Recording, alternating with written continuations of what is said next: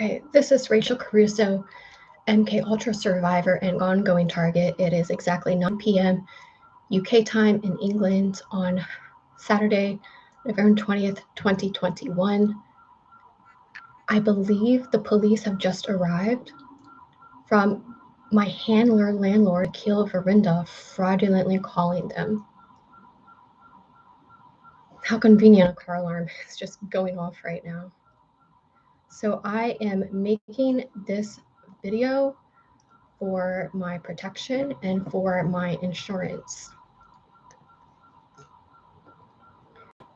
I just had to get the camera going before anything happens.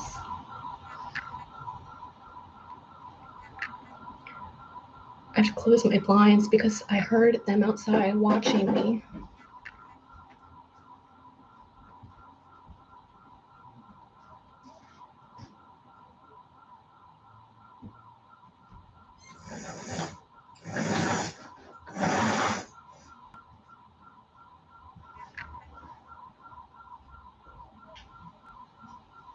Seriously, I've never, car alarms happen, yeah? I can call this really bad timing.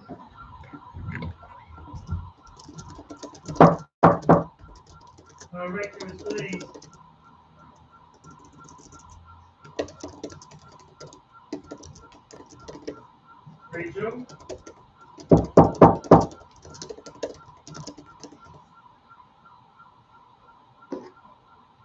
Rachel, you in there? I'm opening the door. Hello. Excuse me, this is my bedroom and you do not have consent to enter my bedroom door. I did not. Okay. Did not. And you still don't have consent to open my bedroom door. Okay, but we're talking about the. You don't have consent to open my bedroom door. We're talking with Akil, okay? You do not have He's the tenant. consent He's the tenant. or legal rights to open my bedroom door. Okay, he's the tenant of this place, okay? What you have illegally entered my bedroom. There's nothing illegal going on. What is your name? PC David Veldmar. Can you spell that for me? Veldmar. I don't want to think. Can you spell it for me? I'll give you all my details, don't worry. Okay? Let's talk about what's happening. If you are going to illegally enter my bedroom without my permission, I'm going to have to ask for your identity. I'm going to have to ask. Whose flat is this? I'm going to have to ask for your identity. Do you own the flat? If you cannot identify yourself, we'll come and I'll identify myself. That's not a problem. Here you go. You're still not identifying PC yourself. Okay, there's my warrant card. Yeah, that's my warrant card. Mine too. Oliver Emerton. Yeah. Okay. And why was that so hard to tell me in the first place? Okay. You only use that as an excuse to come into my bedroom. Please exit. No. Please exit. No, exiting, it's not your bedroom. You've been told. Yes, it is my bedroom. This is where I sleep. Do you own the property? Who owns the property?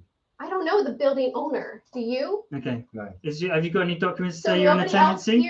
Nobody else here has a bedroom. Nobody in the whole building because they don't own the building. Is that no? The logic? But you're not on any tenancy agreements, are you? I am. Okay. Anyways, have you got you documents? are in my Have you got bedroom. any documents to prove You know that I live here. You can see me in my bedroom. Have you got any proof that you're on tenancy? You can see me in my bedroom with all of my things. You know this is my bedroom, and you're here That in doesn't my mean bedroom anything. illegally. We need to see Yeah. documents. What is the law? Cite the exact law. You which need allows documents. You to enter my bedroom We have without permission my permission from the owner, the person paying rent for this place. He's not the owner. Okay, but he's paying rent for this place. He's Yeah. a tenant. You just told me he's a tenant, not an owner. He's paying rent. And that does and not you're give. not. I'm a lodger, and I am paying rent. I'm a lodger. That's not what we've been Sounds like told. he's been very kind to you, isn't he? Because how did you get it through Airbnb? Why? Did you get it through Airbnb?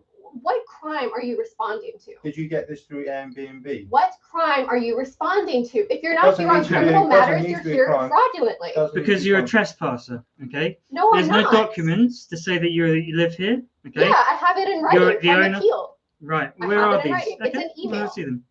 Can I see the email? Ask him to show it to you. He sent it to me You're the today. one trying to prove that you live here. He's the one prove it to trying me. He's the one who called the police trying to prove I don't live here. He needs to show that. There's nothing to say you don't live here. Okay, you have to show that you do live here. Does that make sense? So are you going to go around to everybody to no, because the issue's with you. Rachel, what happened to the last Airbnb? What happened to the previous Airbnb you stayed in? What's happened there? Nothing. Nothing? No, they left me a good review and nothing happened. Okay. That's not what we've been told. Well, it's not somebody lied to you then. It's Okay. on record. That's a It's lie. on record, and it's on record Mhm. for everybody who's watching. Okay. All right. So that's The a issue- lie. And why did you say that? Why did you Have bring up you- some lie? Have you got documents? Don't step on my yoga mat, please. It might be a lie. Don't step but I on my don't know. belongings. I'm just going to information I've been given. And Have why you is got it documents relevant? to say Why that is you it live relevant to you standing in my bedroom? Because you're a trespasser. Okay. So as police. No, I'm not. Well, you can't. You haven't proved it yet. So you're claiming As police, this is we a, can use you're of claiming force this is a with tenancy reasonable matter. force to evict you. Okay, with the person living here So present. eviction is a court civil matter, not Mhm. a police matter. Like Have you I just paid your- explained, have you paid any we rent? can as police That would officers. be under eviction, Have you paid a any civil rent? matter. Have you paid any rent? Yes, I have. Whether I have or not would Means you be haven't. Okay. would be. He said I haven't, again in writing. Okay. We have in writing that I have. And anyways, whether somebody has paid rent or not, that is a civil court eviction matter. Not if the person here living here, he wants you gone. Okay, he wants you gone. So therefore, as police, That's eviction, and Yeah. it has to go through the court. and Have it's a you got civil We any are police paperwork? officers Have and you we got can- any paperwork or a tenancy agreement to And- be here? Has he Have actually? you? No, answer my question. Have you? Yes or no? It's a simple question. Yes, I've already answered Okay, your so question. show it to Can you Don't show it ask to me, please? Don't ask me the same question multiple times. well, you're And- refusing to answer. Why haven't you asked him if he rented to me legally? Why is Well, that we not have. in the question? Okay. And what proof We've did he asked show if- you? Well, he said that there's no documents to. So he saying that admits you're that here. he admits that he did not legally rent to me. Do you know what the legal process is for legally renting? He Okay. does. He's a A property contract manager. is He's a there property to protect manager. you. Okay. So you know, and now you're ignoring the fact that he did not legally rent to me. That doesn't. It doesn't. Just because there's no contract doesn't mean it's illegal. No, However, you didn't are say that. unprotected. he did not do a right to rent check. Okay. He's He let you broke stay the law. here. He did not do a right to rent check. He broke the How law. Okay. long He do you rented think to you me can stay here illegally. for? How long can you think? Do you think in your Our mind? tenancy agreement Show it is to me December then. 1st. Show it to me. No, we're live streaming. Don't have any. You don't can have open tabs. anything, Rachel. Why doesn't he? You're not proving to us, so we just think you're lying. That's the bottom line. Okay. So You need to he- believe- He illegally rented to me, and you're calling me the liar. There's and nothing you're illegal gaslighting and renting spinning about this this. all around. I'm on the If lease you of back this up, place. I feel threatened by your proximity to Not me. If moving. you back up, I can show you. Okay. You're not moving. Yeah. We can move the. You can show us. You can turn. You can move it further away from me. No, actually, I can't. Can't or won't? I can't. Won't. More won't, isn't it? No, it's not. It's And my right. viewers know why. Mhm. Okay. Okay. So now, If I step away, you're going to show us the documents? I did say that, didn't I? Yeah.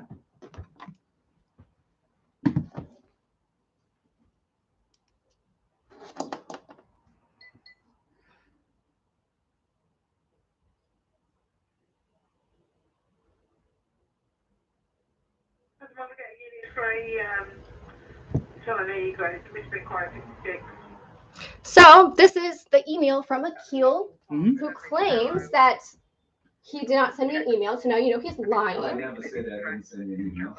And I didn't say that to the officer. But that's not a contract. Anyways, this is the written proof that I have paid Yeah, rent. that's You what tried. asked you to send You you. tried. Nobody needs to speak over me. You tried to tell me that I didn't pay rent. You tried to tell me that's what he claimed. This disproves But that. there's no contract. It also says you still owe him money. And You we- claimed again. So You you owe claimed him. again. You claimed Hmm? that he told you I paid no rent. This is written proof that But that you- is a lie. But you still owe money. And So you're not paying full rent, and there's no contract in place to protect what- you. there is a verbal contract, and verbal contracts Verbal- are binding in England. Yes, No. they are. Yes, they are. You need a For signed a contract. rental agreement, it is Anyone binding. can No. say that. Anyone- can say that. How- That's ridiculous. How can I prove? How could you prove a verbal contract? Listen, it's by the by. You need to leave, okay, tonight. Whilst we're That's present, not possible. we're here to prevent the breach of the peace, okay? What You peace need has to find a been- new what peace. peace has been breached? The only peace that has been breached Okay, is the police it's- being fraudulent. Called on me. No, it's you Right. slamming my own door in my face as well. I never slammed the door. You're preventing That's the breach another of lie. peace That's to another prevent lie. anything from happening, That's okay? not a police Do matter. you like? It is. Do you- Why do you believe? Do you that- enjoy living here? Why do Rachel? you believe that I might breach the peace. Why do you believe Because that? of the way you've been talking with us is alone. You said that you answered the call. Mm-hmm. And you came here because you believed I could breach the peace. Breach the peace. Why did you believe that? Because before you ever met me? That's what Akil feared. Okay, that's why he's called us. And what proof has he provided that? We don't need proof. You told me you needed proof of my tenancy, but you don't need proof for why he called you. I've already showed the tenancy. The tenancy has under my name. Okay, it doesn't matter why he's called us, because he wants you gone. Okay, and he thinks if he did it by himself, that things might escalate. Okay, that's why we're here. We don't need proof to say something will happen, but we just need to be here just to make sure nothing does happen. Because if he however tried you to are still escalating evict things. me, that would have been assault, and it would have been illegal. Of course, he can't physically force me out. So we're here, aren't we, to prevent that? Yeah. You're here to prevent him from physically forcing me out. Then let me live in peace. My tenancy ends December 1st. You haven't got a tenancy agreement. I do. What tenancy? Why are you being so antagonistic? This fake tenancy, you believe? It's not a fake tenancy. I'm a lodger. Okay. You can see I've been Show here. me the tenancy. You can Show see. me the tenancy. You haven't shown us any tenancy agreement. Antagonistic and condescending. You haven't shown us any tenancy agreement, so there is nothing to say here that you have to leave on the 1st of December. Okay. I've paid rent beyond today. No, you haven't. That document you showed us says you still owe money. Okay. No, you haven't. But the rent I paid goes beyond today. Expired 2 days ago. I don't talk to people who are yelling over me from other rooms. Akil, yeah? Akil. Akil? Yeah. Right. No, we're going to pause while that's situated. We're not going to be doing the splits shit. Okay. But you do need to leave tonight, okay? That's not possible. You need to know that I'm a victim of trafficking. Okay. And this is not information, obviously, Mm-hmm. that Akil is permitted or should know. I'm a victim of human trafficking. Okay. Where's this coming from? What do you mean? Why would you make a face like that?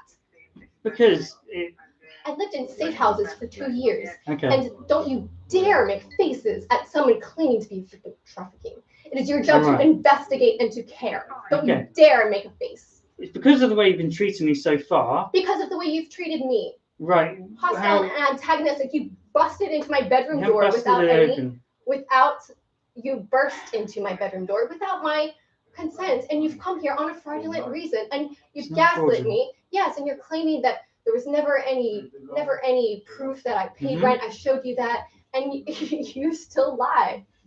The document you showed us says that you still owe money. So you haven't paid full rent. You said I paid no rent. That was a lie. Okay. You said that was Akil's. I'll take that back. You said that was Akil's, and why have I had to say that 30 times? That's called gaslighting.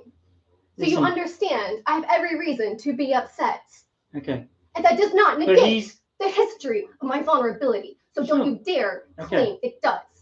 I'm acting the way I'm acting because I'm mirroring your actions. Okay. I haven't shouted at you at all.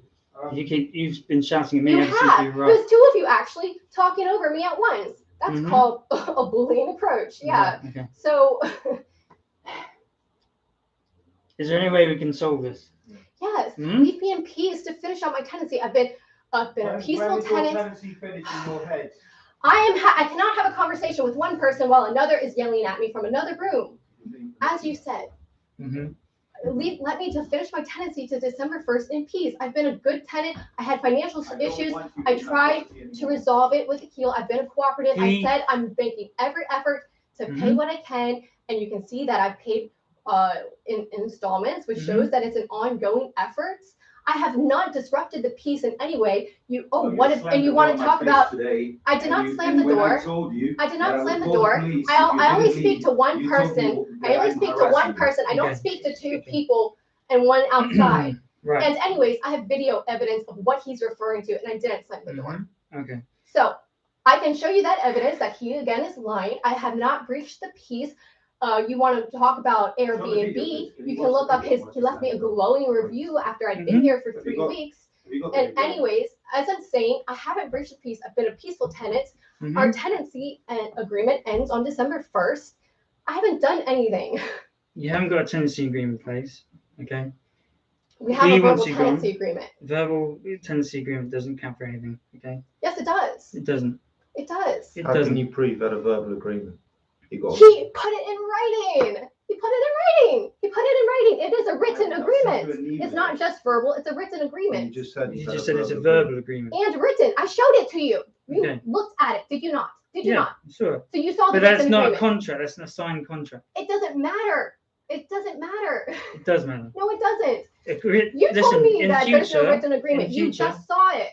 In future, you need a signed tenancy agreement. Then this this onus is to on protect him. yourself. And what about him? It's to protect yourself. If he wants to evict someone, For instance, he needs that as well. This is. I'll give you my story, okay?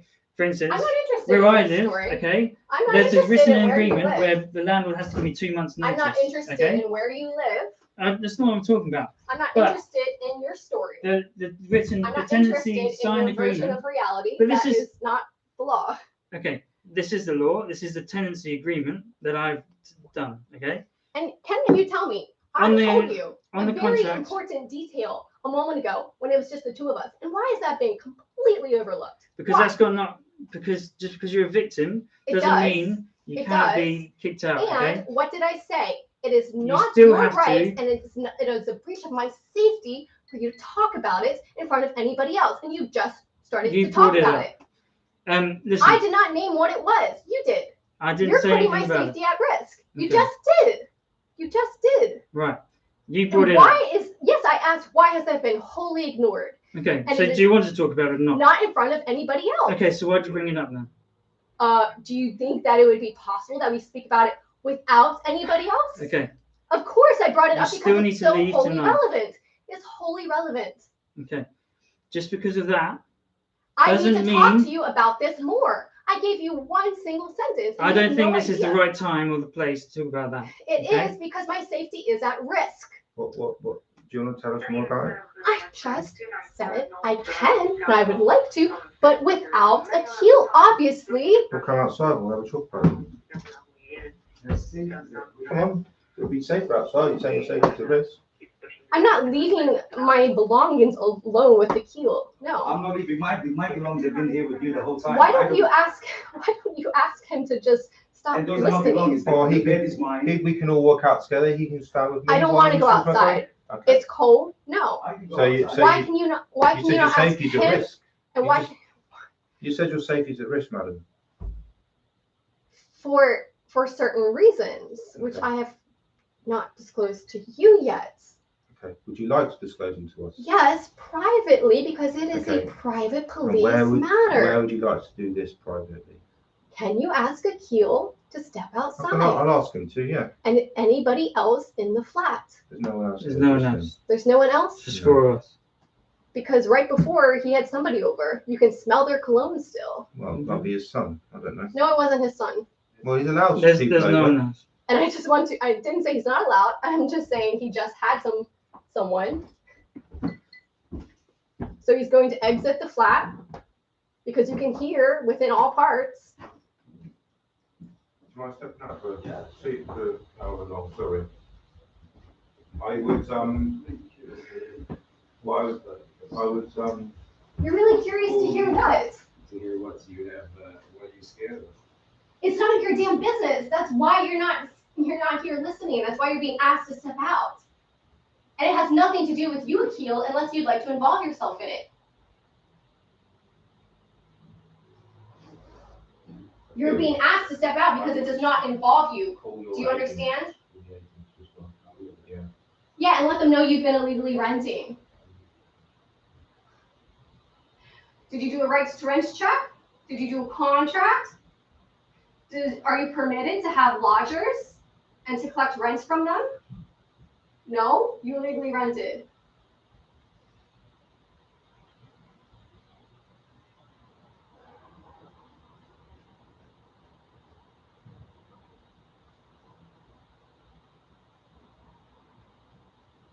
Is your job of protecting the public and making you impatient? It's just too boring for you. You're drunk. Who are you talking to? Your friend here doing this. Okay.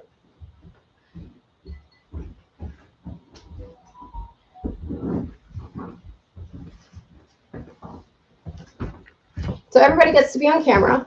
Mm-hmm. So you said you're a victim of human trafficking. And you completely ignored that. Well, I just find it a bit. Why don't you try to latch the door? I want you to see what happens. Why? Just try it. Okay. I don't need to do that. It doesn't latch. You have to.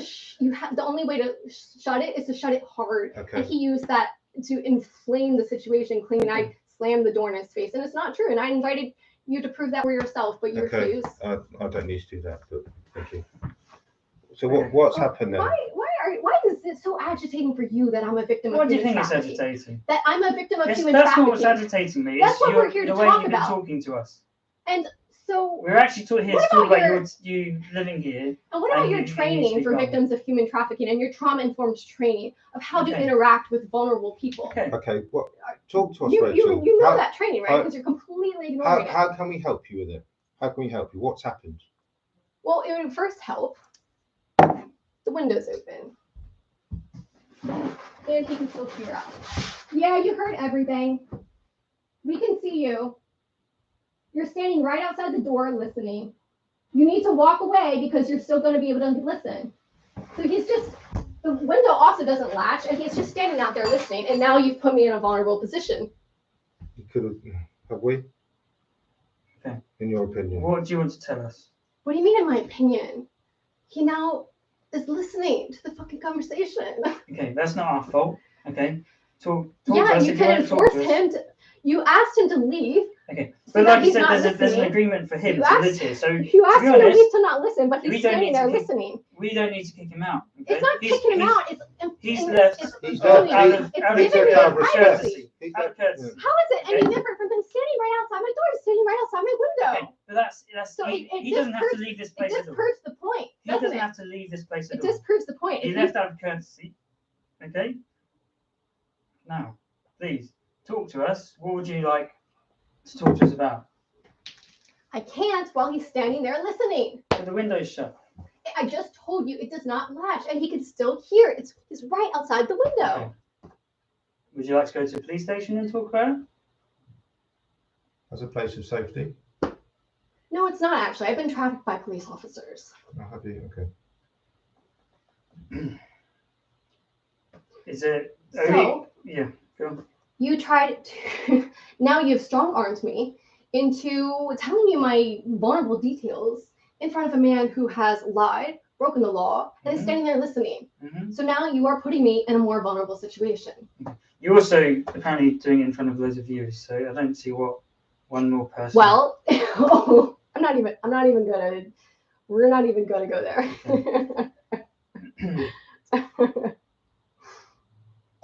If you don't want to talk about it, that's fine. Okay, but I told you I cannot leave tonight because I'm a victim of human trafficking. Okay. Well, let's see. So I am in a vulnerable position. I obviously have no money, or I would have given it to Akil. I'm trying everything I can to make up the money. My tenancy ends in 10 days. I've done nothing to him. Nothing to him. I need time to ensure I have a safe accommodation to go to because I am in a vulnerable position. Okay. Have you reported things to police before? I have. And guess what? Every time the report disappears. As I told you, my traffickers exist within the police as well. Okay. All right. I was also inducted. I was in the NRM. I lived in safe houses for 2 years. Okay. I'm also an asylum. So what's the NRM? What? Explain what the NRM is to me. You don't know what the National Referral Mechanism is. Okay. Because you're a first responder. And you don't know what it is. All right. I heard all sorts of acronyms. Okay. I didn't know what that one was. All right. So can you tell me what the NRM is now? Referral mechanism. So what referred to other social services, things like that? So you still don't know what National Referral Mechanism is? I don't know. You're a first responder. Listen, as a first responder, I need to deal with lots of things. You're a first responder in the NRM, buddy. Are you kidding me? Are you kidding me? It's not one we use normally. Okay, Rachel. That you're now diverting from the issue. No, the National Referral Mechanism, because you are face to face with the victim of human trafficking, and you don't know. And you don't know what you're legally obligated to do. We don't know your story. We don't know anything about it. You don't even know how. You're not telling us anything. How do I know? All we know is your name is Rachel. You're ignoring everything. Oh. Do you want to tell us more about it or not? you're not really receptive. And the fact that you don't know what you're legally obligated to do with my information doesn't inspire confidence. Okay. Should I tell you why we're skeptical? Okay, it's because we come up here, we're trying to talk to you, trying to be polite. Okay, you immediately started arguing with us. Okay, and then you bring this up. What you did, coming into my bedroom door without my permission. We knocked 3 times. I asked, called out your name. You don't have a legal legal right. Answer. You didn't this even is my say bedroom, anything. and I live here. You don't have a right. I haven't done anything. This isn't your property. We have permission from the person right. who's the tenant of this place. Okay. Yeah. So you don't see how you're antagonistic. You were antagonistic. Here, okay. We don't need your permission. We just need the permission of the person who's on the tenancy agreement. Okay. That's not true. And you've been entirely antagonistic this whole time. Right. That is true. We just told you. We've seen the documents. He's on the tenancy agreement. Are you going to be leaving tonight? Because you need to start packing up your stuff. It is possible. You find another place, a hotel. Listen to me. How would it be possible? I just told you why it's not. And tell me why. Who exactly are you afraid of that in terms of your traffickers?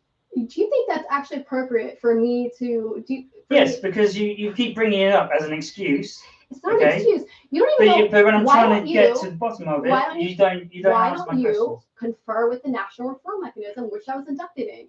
You need to figure out what it is first. Let me tell you, which is horrifying that I have to tell you. It's a mechanism to supposedly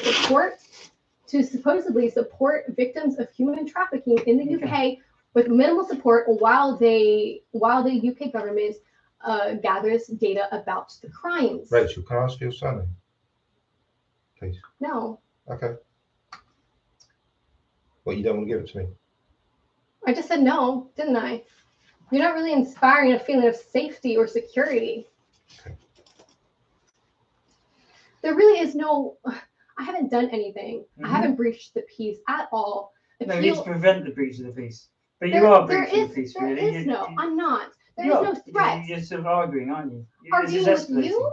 Well, why don't you leave and the argument will be over? I've never argued with Akil. Anytime he has been antagonistic, I walk away. Anytime he inflames the conversation, I walk away. That's what he's upset about. Right. But that doesn't solve the situation that you do need to leave. That proves that I'm not antagonistic and that I'm not breaching the peace. You're here to prevent a breach of the peace, which there is no threat Rachel, have you got another place lined up by the 1st? Are you kidding me right now? You're here picking at your fingers like you're bored? Sorry, that was rude. Have you got any place lined up by the 1st? I have to save money for it. If I don't even have money to pay Akil, how do I have money for that? It's just a yes or no answer. So you don't know. I clarified why. It's not just a yes or no answer. The reason of no is important too, isn't it? So you haven't got anything lined up? I will. You saw the proof that I paid installments, that the money is coming in. Okay. I'm doing the best I can. It's 10 more days. Have you got a social worker? No. Okay. I thought, surely as a vulnerable victim of trafficking, surely you'd be on the radar for social services? Not that I know of. I've been abused in the system.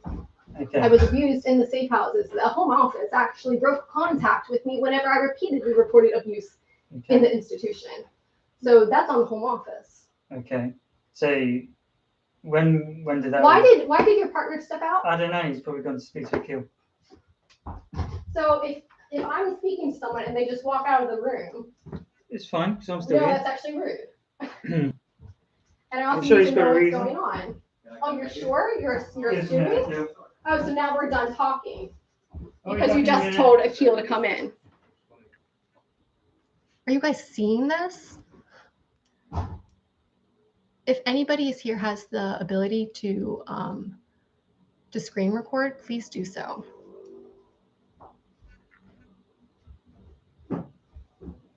Excuse me. Yeah. But I can't talk to you privately, but you can.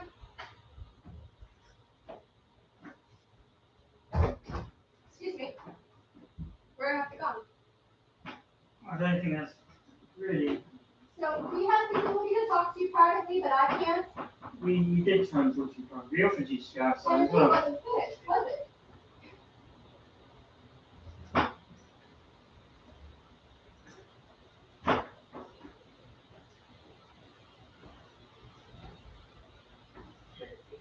So after he stood out there and listened, Okay. now he drew one officer away.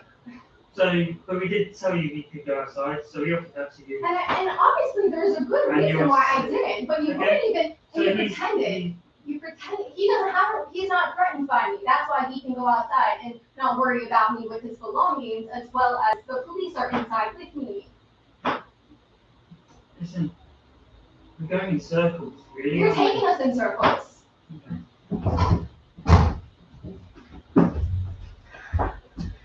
So hopefully you could hear that. The other officer was, they were both outside. I just left the door closed on him.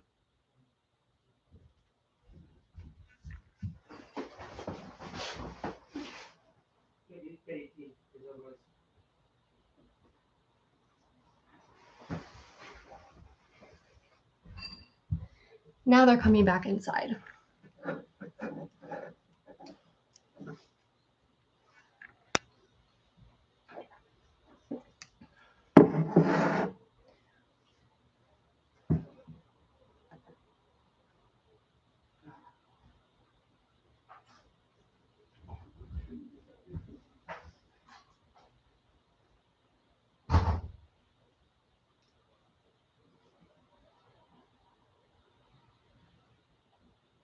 So they've all gone outside to come up with a plan. They all stopped talking to me and just spontaneously exited to talk with Akil. Do you think they're just shooting the shit? They're coming up with a plan. Do you know what it's called when more than one person talks with another person to come up with a plan? It's called conspiring.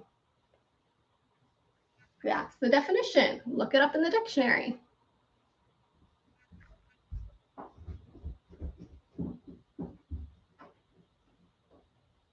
What's happening? Everybody just literally, I was in the middle of talking about something important, everybody literally just walked out. So we're going in circles, so we're not achieving anything. We weren't going in circles. We were. You only when you take us in circles. So what is happening now? We're still the supervisors, okay? We're going to come up with something, and then everybody's just going to come back and talk. And see what we go from there. You keep taking us in circles. It's not really taking us in circles. We're trying to achieve something, okay? We're trying to get you out of here. And yet I was speaking about something important, and everybody just walked out. You never really talk about it. You know what? Yeah, because you stand there drumming your fingers, and your colleague is there picking at his fingernails like you're bored. Mm-hmm. Okay. Listen, it's the attitude that you've been giving us from the get-go. Okay? Of course, look at your attitude right now. Who is the professional here? It's you. Okay. It's you.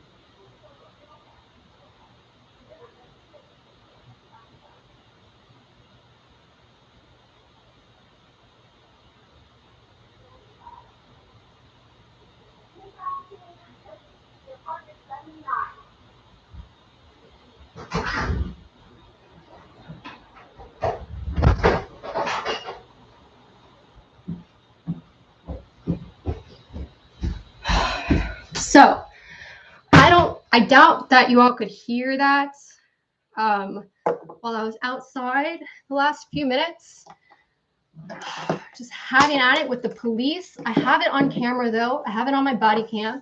Let me plug this in.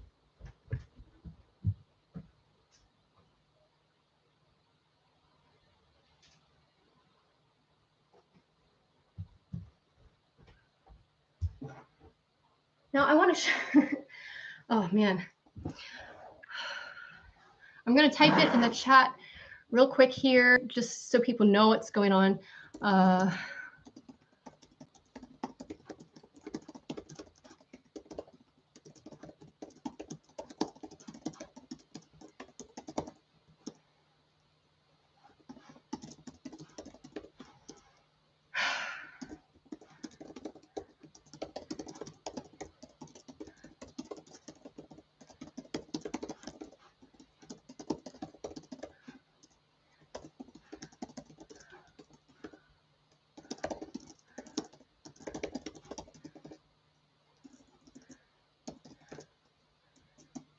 All right.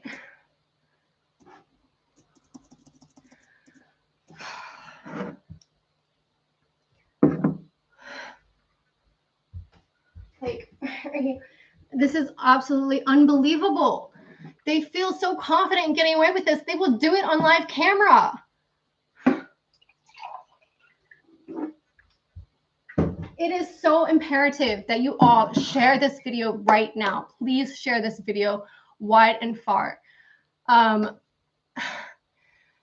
remember, there are other snippets on my body cam that aren't on the live stream. I've had issues with my webcam where I can't move it or the cord goes out of whack. And then the camera disconnects and the feed is lost. So like I can't move my camera from here. It is 10 o'clock at night and they're trying to evict an alleged, like I've alleged that I'm a victim of human trafficking, and they're trying to illegally evict me by putting me out onto the street. They have not asked for my ID. And do you want to know why? Because I don't have any, and they know that. Because the only reason why I don't have any is because the Home Office broke contact with me whenever I reported abuse within the asylum accommodation and safe house for victims of human trafficking. After I repeatedly reported that abuse, they actually broke all contact with me. So I am an undocumented asylum seeker. They won't ask for that ID because they know that that's going to open up a whole other can of worms of their incrimination.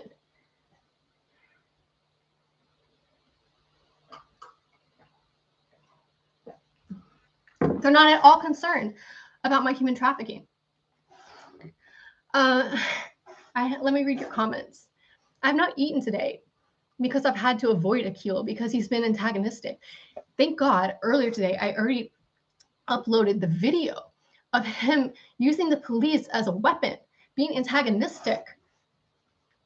It's on my BitChute if that's... Shit. It's... Well, I hope my battery is okay. Oh, battery was low. If my battery cuts out,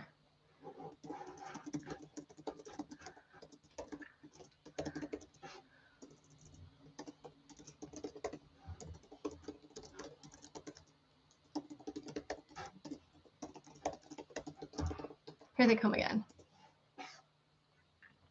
Resurrection of our runaway, please. Thank you for your prayers.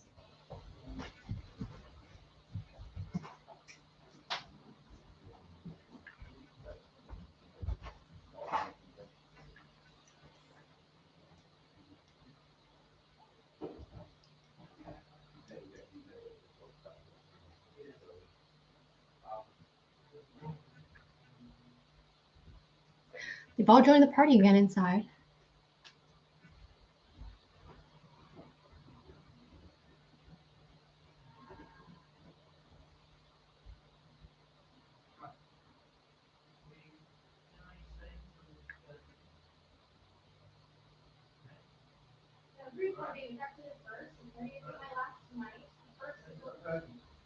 All I would say is,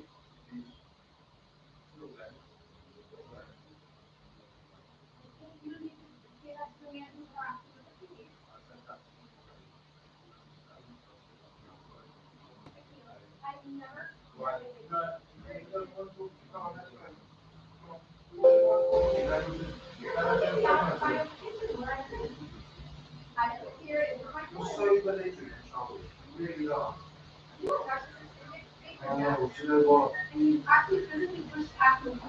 They're not physically pushed past you. You forced me to move. There's a gap there. Grow up. That's it. Yeah. So the viewers are going to love this as an example of narcissism. Okay. The narcissist projects that childishness. So you came here to harass me. You came here to harass me, and you're running away now. And what about the victim of human trafficking part, which you just ignored? That's a crime.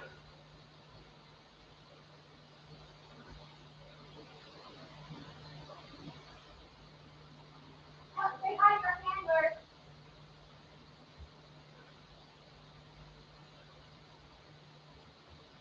YouTube.com/no-witness to see the evidence.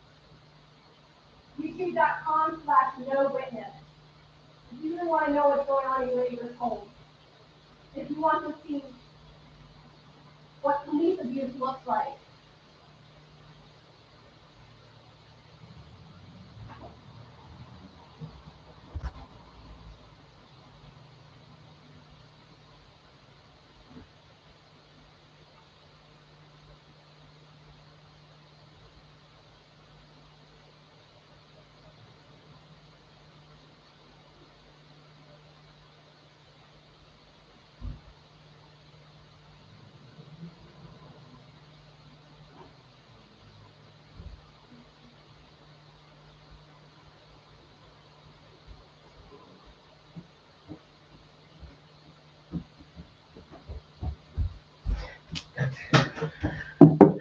right, battery's dying. Let me give you this quick update. Victory. The police literally, it's on my body cam. They literally ran away from me. Literally. They claim they're going to permit me to live out my tenancy, as I should have in the first place, and as I advocated for it, which they argued in a million different circles, gaslighting circles, for an hour. and all of a sudden it's all dissolved and they're running away. Handlers called, and so now Akil knows all my information. He knows about this website too, because like we're in an apartment building. And just it's like a U shape. The where the front door opens, it's a U shape of the building. So everything just echoes. There's also there's covering. So it's just a massive echo chamber. I wouldn't be surprised if you couldn't hear it through the wall, through my windows closed now, but the neighbors could definitely hear it. They could hear my conversation with the police. The shorter, pudgy one was there. I was talking to him while his partner ran to make a private phone call to his supervisor and to privately talk to Akil. Now, I couldn't get a private conversation with them as a victim of human trafficking, but they insisted on a private conversation with Akil. What does that tell you? What does that tell you? Just you all have to share this video because they so horribly incriminating themselves. And I have similar experiences on camera before, but lost in my archives. I mean, they're there. It's just, I have so much evidence. Let me start to lower my voice since Akil is in the building listening. Even though he's probably just watching now. Everyone say hi to Akil. Hi, Akil.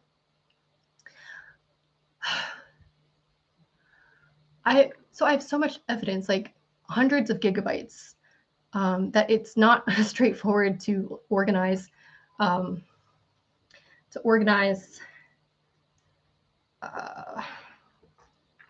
Historical evidence and piece various things together and upload it. So I do have it, the video evidence of similar situations of this. This is the first time that it's just live. Like, I don't have to upload it. It's here. So I need you to understand this happens to me so often. This is it's just mind-blowing. And then understand that it happens nonstop.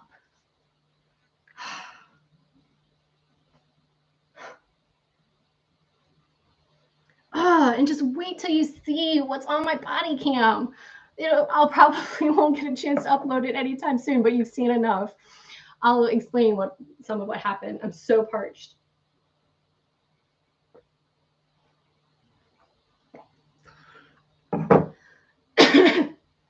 But ask yourselves this. They come in here, forcing themselves in my room, spinning all this gaslighting web of nonsense and lies for a solid hour, refusing to budge on their stance that they are going to illegally evict me by physically forcing me out onto the street tonight. They stuck with that for an hour. And then all of a sudden, they're gone. You can see that much. They're gone. On my body cam, I have them actually running away.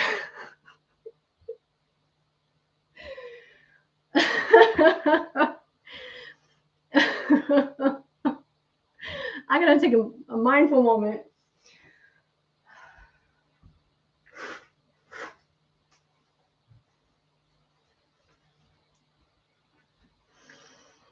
I know, I mean, you know, TIs deal with this stuff a lot, and you need to take mindful moments, stay as grounded as you can, stay as grounded and as out of the fight or flight response.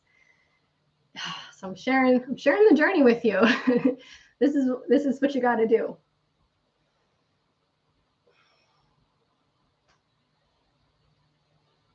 I can hear Akil downstairs on the phone to someone right now.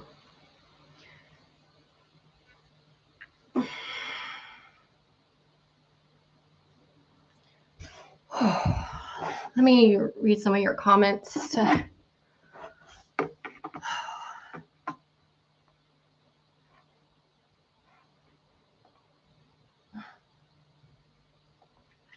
computer will cooperate.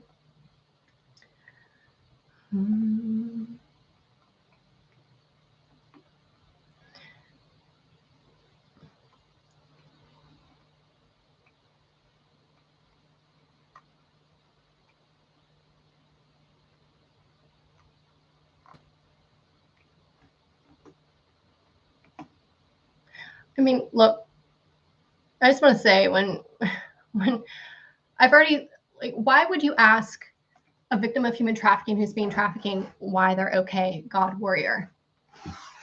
Or excuse me, why would you ask them if they are okay? No. And also, let me elaborate. I've put this in multiple videos previously. Asking the victim, asking an MK Ultra victim, are they okay, is a specific MK Ultra trigger code. Okay, and then let's go further into this. Telling a victim while they're being trafficked, while they're being assaulted, to relax and take a breath, that is some serious gaslighting.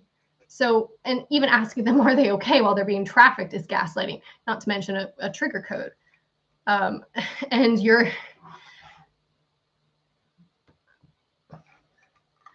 So just an FYI, people, because I am so over the cyber handlers. I've just been cyber harassed through my inboxes with people who have been on my lives, who act like they're offering support, and then they attack me in all of my inboxes. We're talking about like both YouTube channels, or they'll comment on both YouTube channels. They'll comment and message me on both my Facebook pages, in my Patreon, in my email. I'm so over it. I want you all to know that this shit is fake.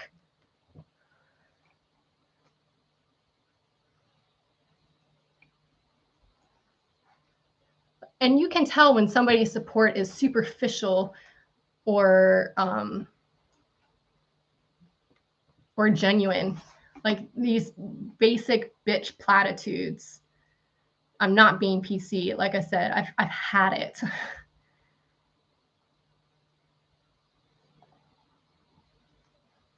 So God Warrior got blocked now. All right. And I know there are genuine people on here, so sorry that I had to focus on the negative first. And thank you to the genuine people who are here, who don't gaslight and try to manipulate the community. Thanks for being here, Resurrection of a Runaway, and for your prayers.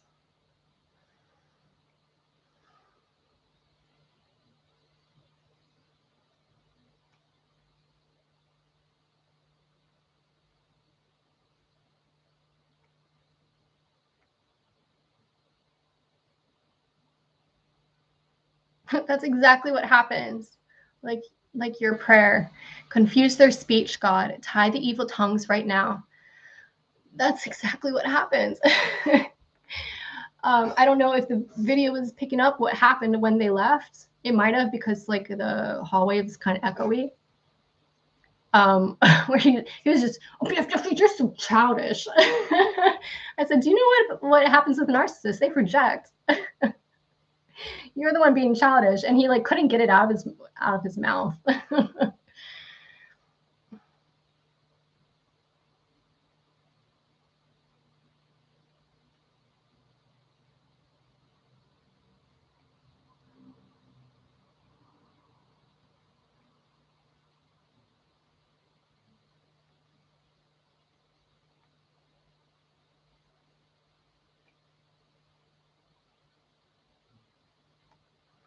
And so, separate from the cyber handler, God Warrior, we have a legitimate viewer, Resurrection of a Runaway, and Tone Dial. I haven't seen you before, Tone Dial. Thanks for being here.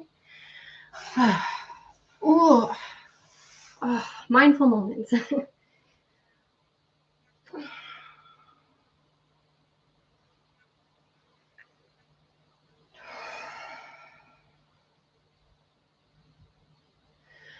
So, like, the question is where to start.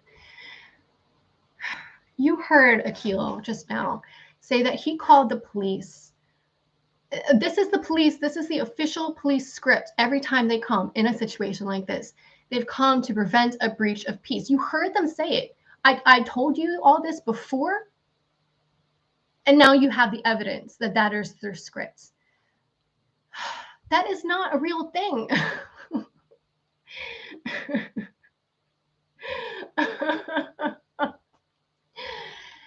And then they couldn't say what the breach of peace potentially would have been, or what proof they had that I would have breached that peace. And according to Akil, it was when I slammed the door in his face earlier. That video is already online. Maybe not to Akil's knowledge. Like, he has proven to be a really stupid handler. Like, I think he's been kept in the dark about a lot. Like, he's just given instructions and kept in the dark about a lot because he has certain weaknesses that would make him just not good at his job of being a handler. Oh, hi, Tone Dial. I suspected it was Tone Lit.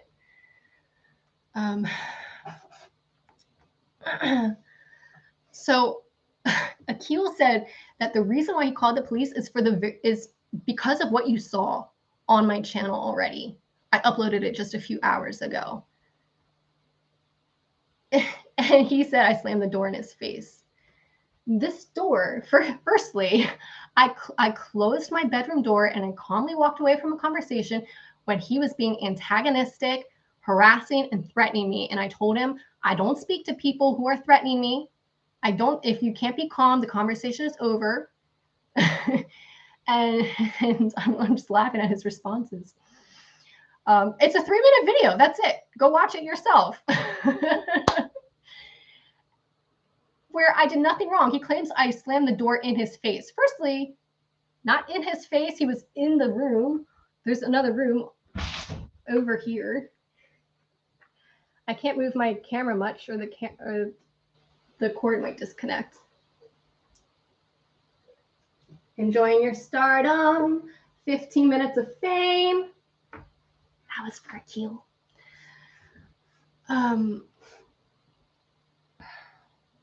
So he claimed that I slammed the door in his face. So not only was it not in his face, and did I peacefully leave the conversation after already warning him a couple times that if he couldn't have a respectful conversation, I was going to end it. But this door doesn't shut. He acknowledges this. When I first came, he said the door, it has this it's like, oh, it's got like this wind strip in it, and it just doesn't shut well. You have to give it a hard push. Now in the video, you'll see I even tried to shut it, like with minimal effort, just trying my best not to shut it, not to slam it, which is impossible.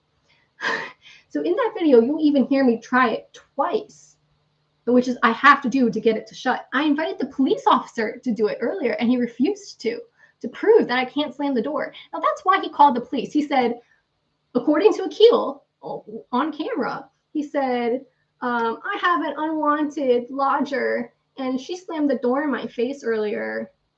Can you come and kick her out onto the street? That was the actual complaint that they responded to. That's what they admitted to.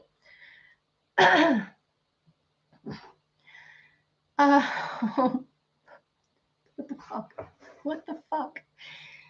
Let's see, what's next? What's next?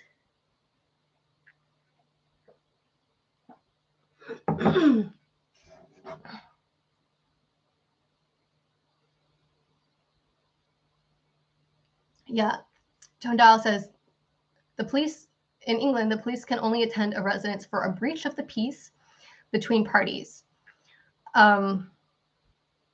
If no crime has taken place, just a civil issue, which they didn't witness, so they had to leave. That's like that's the law, technically, but I want you to understand that the law doesn't exist. It's made up, and it's only upheld to the extent that the corrupt people who made it and who enforce it wants to enforce it, only to the extent that it supports their agenda, which includes upholding the law enough so that it seems like the law is real. But when it comes to a targeted individual, the laws are thrown out the window. The police will make up, reinvent the laws right in front of you even. So they knew that they were breaking the law. I pointed it out to them. They left. Something happened with one of their higher ups, one of their handlers said, like, for some reason, this would have caused them more trouble, more harm if they had forced me out onto the street. It wasn't to honor the law or to honor a victim of trafficking. We don't know. Or maybe this was all just a show. Maybe they planned on leaving in the first place. Maybe they absolutely 100% came here just as a performance, knowing that they would leave and just let me be. I've seen that before too. I've experienced that. That could have been what tonight was.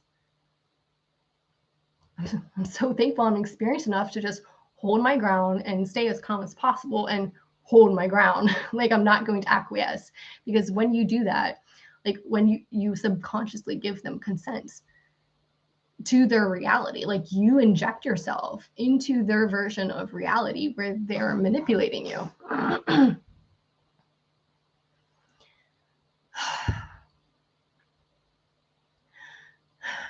So they pretended like they did not have trauma-informed training. You can look this up. Don't take my word for it. Trauma-informed training. I mean, you know what? I'm not even going to explain it to you because I'm tired and I want you all to be informed yourself. Well, essentially, it's the police and many other professions who deal with potentially traumatized victims receive this training of how to interact with a victim and how trauma impacts how a victim interacts with you, including being aggressive. I was assertive. I wasn't aggressive.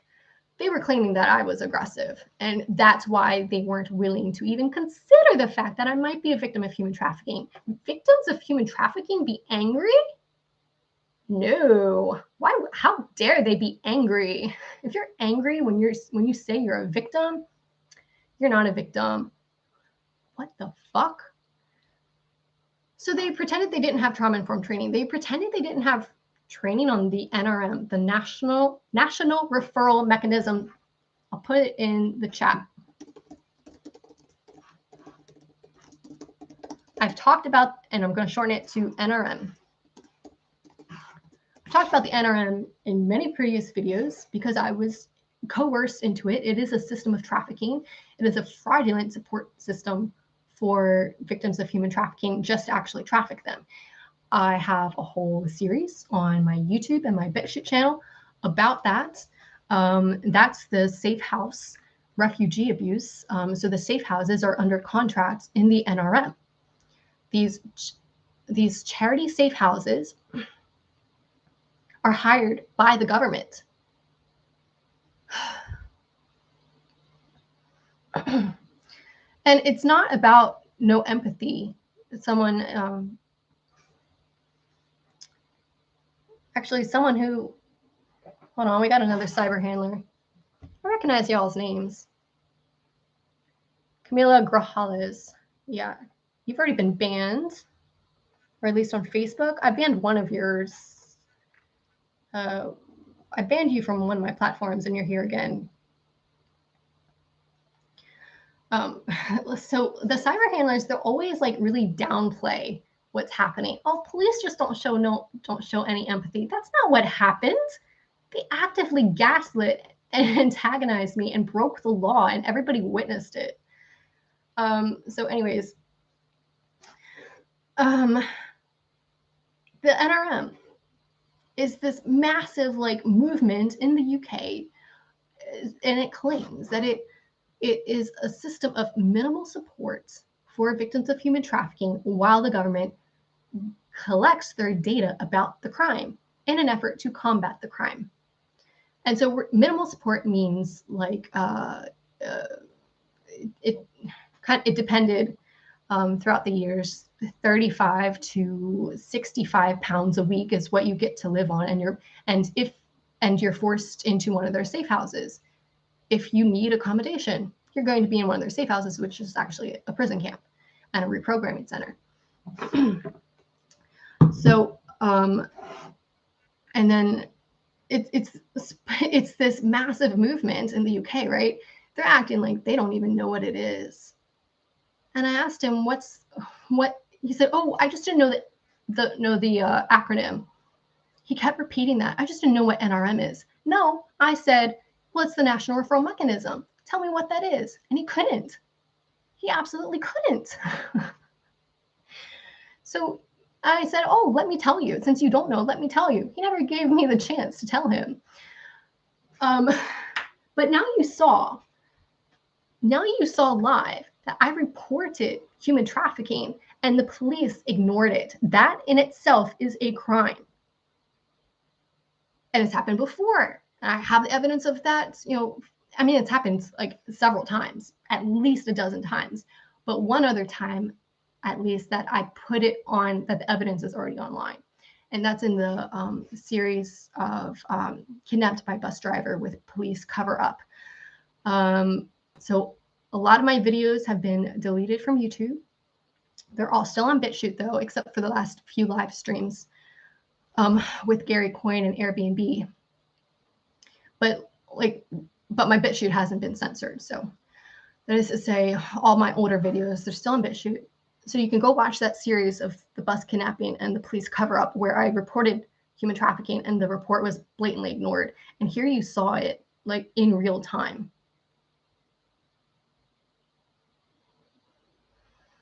And exactly, that's a really good point. Resurrection of a Runaway. They were a component of trafficking by aiding and abetting. Absolutely. That makes them perpetrators of human trafficking.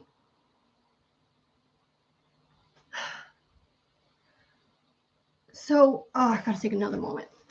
I want you to see, like, I've been holding the door shut with my foot the entire time because, like a victim of narcissistic abuse, somebody who's grown up with it her whole life, what do? You walk on eggshells, you try to make your existence not known, you try to be like, you're overly conscientious of how you might affect others, like, oh, they just might know that you exist. So I just put something in front of the door all the time so I don't make a disturbance of shutting the door because Akil put a wind strips in there that prevents it from shutting properly. And then he used that against me to claim that I slammed the door in his face and that's why he needs to call the police. Do you see? It doesn't shut well. That's what it takes to shut it. Akil's fault for not even for putting in the wind strip and not removing it. Since Akil's listening, eat my dick. Eat my dick, Akil.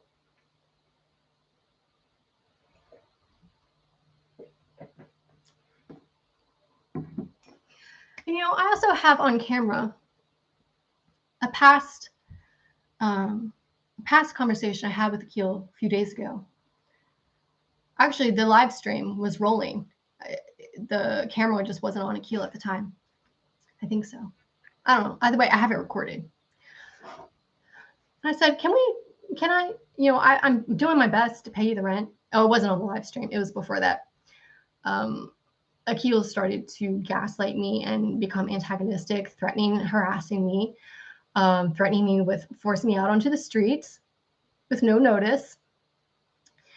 And I was like, and he actually took my money. I said, you know, I have part of the rents to pay you. I hand over a few £100. He takes it, and then he's like, okay, if you don't pay me the rest in a day, then I'm going to kick you out onto the street. Like, oh, you waited till you got some extra money before you said that. So I paid him beyond the day that he was trying to force me out. So he was trying to steal my money. And I was like, in the first conversation, I remained like super calm. And I think he mistakens that for being submissive and for going along with his weird narrative and expectations. I was just really observant, just like sat there calm and serene, just like watch. He was having a mental meltdown. I was just watching it unfold in front of me. And then eventually I said, you know, in one of our conversations where he was all antagonistic, I said, you know, I've paid you what I can, and we've worked out such and such agreement. Can I expect that can I expect to live in a peaceful and respectful environment? I outright asked that, and he said, of course. What do you think tonight was? Who breached the peace? Who breached the peace? Akil and the police.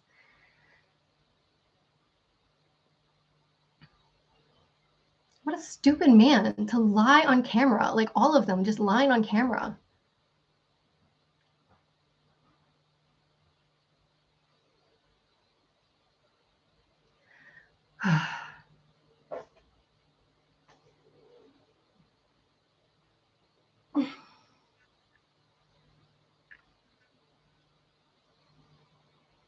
So let me tell you a little bit of what happened outside.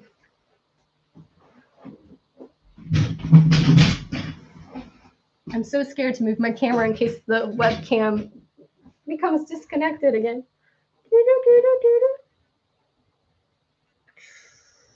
Okay, good enough.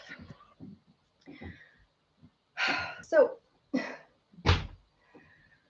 not going to rehash what you all heard, what you all got to witness. But at one point, and they always do this too, they divide up so that I can't capture everything on camera. You know, 2 of them come and then they divide.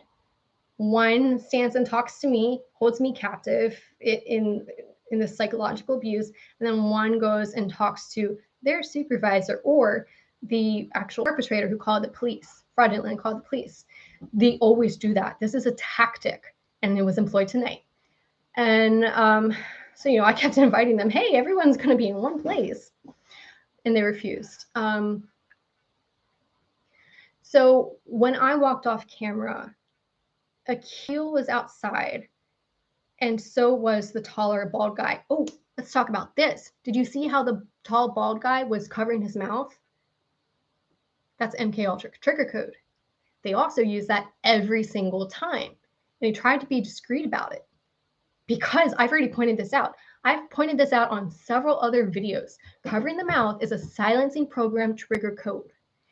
And I have never reported abuse without somebody using that on me, whether it's police, social services, the fraudulent safe houses like City Hearts Charity, Med I Trust Charity, doctors, who are all these corrupt people that the system funnels you into. Like a lot of them, I mean, it was all while I was in the NRM and while the asylum system had me. So go back when this is over. You can go back and watch that he like partially covered his mouth, but that was on purpose. Sorry, I don't want to do it because it might trigger people. But that was on purpose. All right, so just wanted to interject that. Going back to what happened when I walked off camera, the tall, bald guy had walked outside with Akil.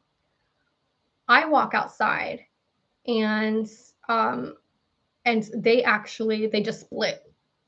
So Akil goes down into the stairwell, and then they were going both different directions throughout this whole ordeal. But the officer and Akil, like, they just kept just running away from me, literally running away. I was like, hey, why can't we all talk together? Like, you wouldn't let me have a private conversation, but you're having a private conversation with Akil? Does this conversation regard me? Does it involve me? Then it should involve me. And they said, yeah, it involves you. I said, why can't I be involved then? And so Akil ends up hiding in the stairwell. Like, he doesn't actually leave anywhere. He just goes out. There's just a door there, and he goes out. And the police don't actually tell me that I have to leave. They just keep walking away from me to have a private conversation by themselves. So now Akil is on the other side of the door, and now both police officers are outside, and they walk around the corner to where other flats are, and they're just like walking away from me. They don't actually tell me to stop. So I held out my camera like at arm's length to record them. They stood by the busy side of the building where there was traffic sound, though. And so that was probably on purpose. And then the short, pudgy guy stays behind to talk to me while the tall, bald guy goes into the stairwell where Akil is. And I can't see Akil, but he's there. And now that's where the other guy is. So they're having a private conversation, but the officer, the bald one, claims like he's calling his supervisor. So I do see a phone up to his ear at one point. And I yelled into the phone, like, when they were lying about, I could actually hear them lying about what had transpired with me here. And so I called out, they're lying. I do have this proof. And, that was of no consequence. And then what happened? Something kind of monumental. I was talking loudly. And the officer, the pudgy one was left with me. Everybody else, they were like 2 yards away, 1 or 2 yards away, just on the other side of the door. So they can hear. They're just out of sight. They're hiding. They're literally hiding. And so we are surrounded. We are in a big flat. We are in a building of a lot of flats. And it's like everyone's door is from the outside. Like, everyone has an outside entrance door. And we are surrounded. And so I'm talking loudly. And like I told you, everything in this complex echoes. You could say I was yelling at one point.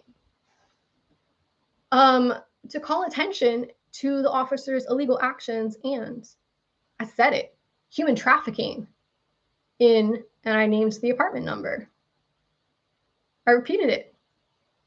I also called out my no witness platform, the website of this channel. And so I was confronting the pudgy officer on all of his transgressions out in public. He did a horrible job of defending himself. And, let's give them applause for their acting. Pretty decent acting where they kept no, they didn't keep a straight face most of the time. They didn't laugh. They didn't break into a smile. But all these expressions that I kept calling them out on was them barely being able to contain their false performance. Like, they're drumming their fingers, they're sighing, they're tapping their feet, picking his fingernails while I'm talking to him about human trafficking. I don't know if this camera caught it, but my body cam caught it. Like, oh, she's just so boring me. I'm a police officer, and when I get reports of human trafficking, I just can't even be bothered to be torn away from my dirty fingernails. Like, so bizarre, like beyond unprofessional, so bizarre. I want you to understand that's him trying to conceal his performance. Like, he's having a hard time living up to his performance. So they both were doing things like that. And so this officer, Mr. Pudgy, started to ask me about my human trafficking experience out in public, outside, surrounded by all these flats and open windows. And so I just mirrored it back to him. You're asking a victim of human trafficking about her trafficking experience in public? Do you actually think that's appropriate and okay? And so I'm saying all of this for the sake of the witnesses. He had asked me, who are your traffickers? Who are you afraid of? So you heard them ask that in here, and he repeated it outside. That's a script. When they repeat something, obviously, that's a script. Like, that was given to them beforehand. And I've had it used on me before as well. Like, oh, if I can't, I'm not willing to name, their narrative is, if I'm not willing to name my traffickers to them, like they're everybody's specific identity, then I can't be a victim of human trafficking. What? Your training about human trafficking plus common sense, as I pointed out to Mr. Pudgy outside, your common sense would tell you how to interact with a victim of trafficking. And when you deliberately ignore common sense, that means you're willfully manipulating things. You're acting like you have no common sense, but that's not true. You know what you're doing is wrong.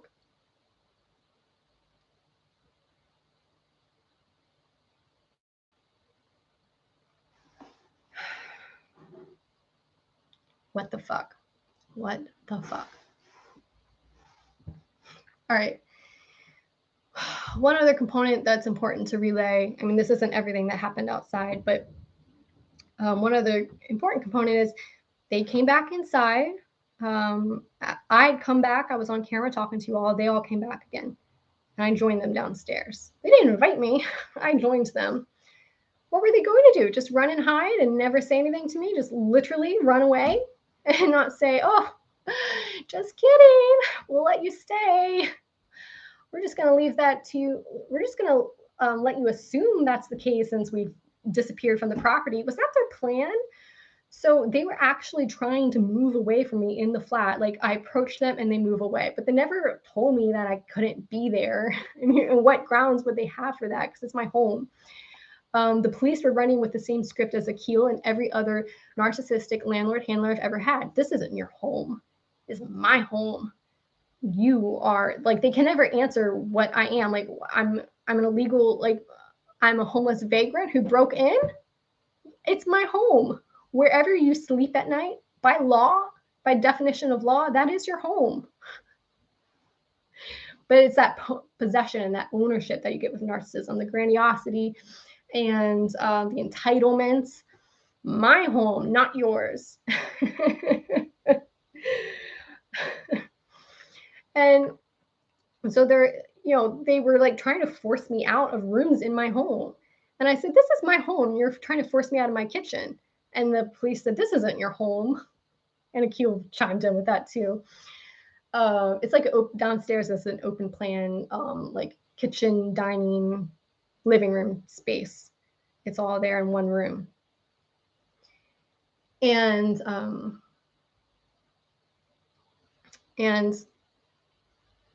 just trying to go back to, in the kitchen. So they were whispering about me, like all three of them whispering about me, trying to avoid me. I'm like, you gotta tell me what's going on. And then they said, oh, we're going to let you stay until November 30th. And I said, December 1st was the actual date. And they were like, yeah. I'm like, no, get fucking precise when you're trying to illegally evict somebody. Like, oh yeah, December 1st, yeah.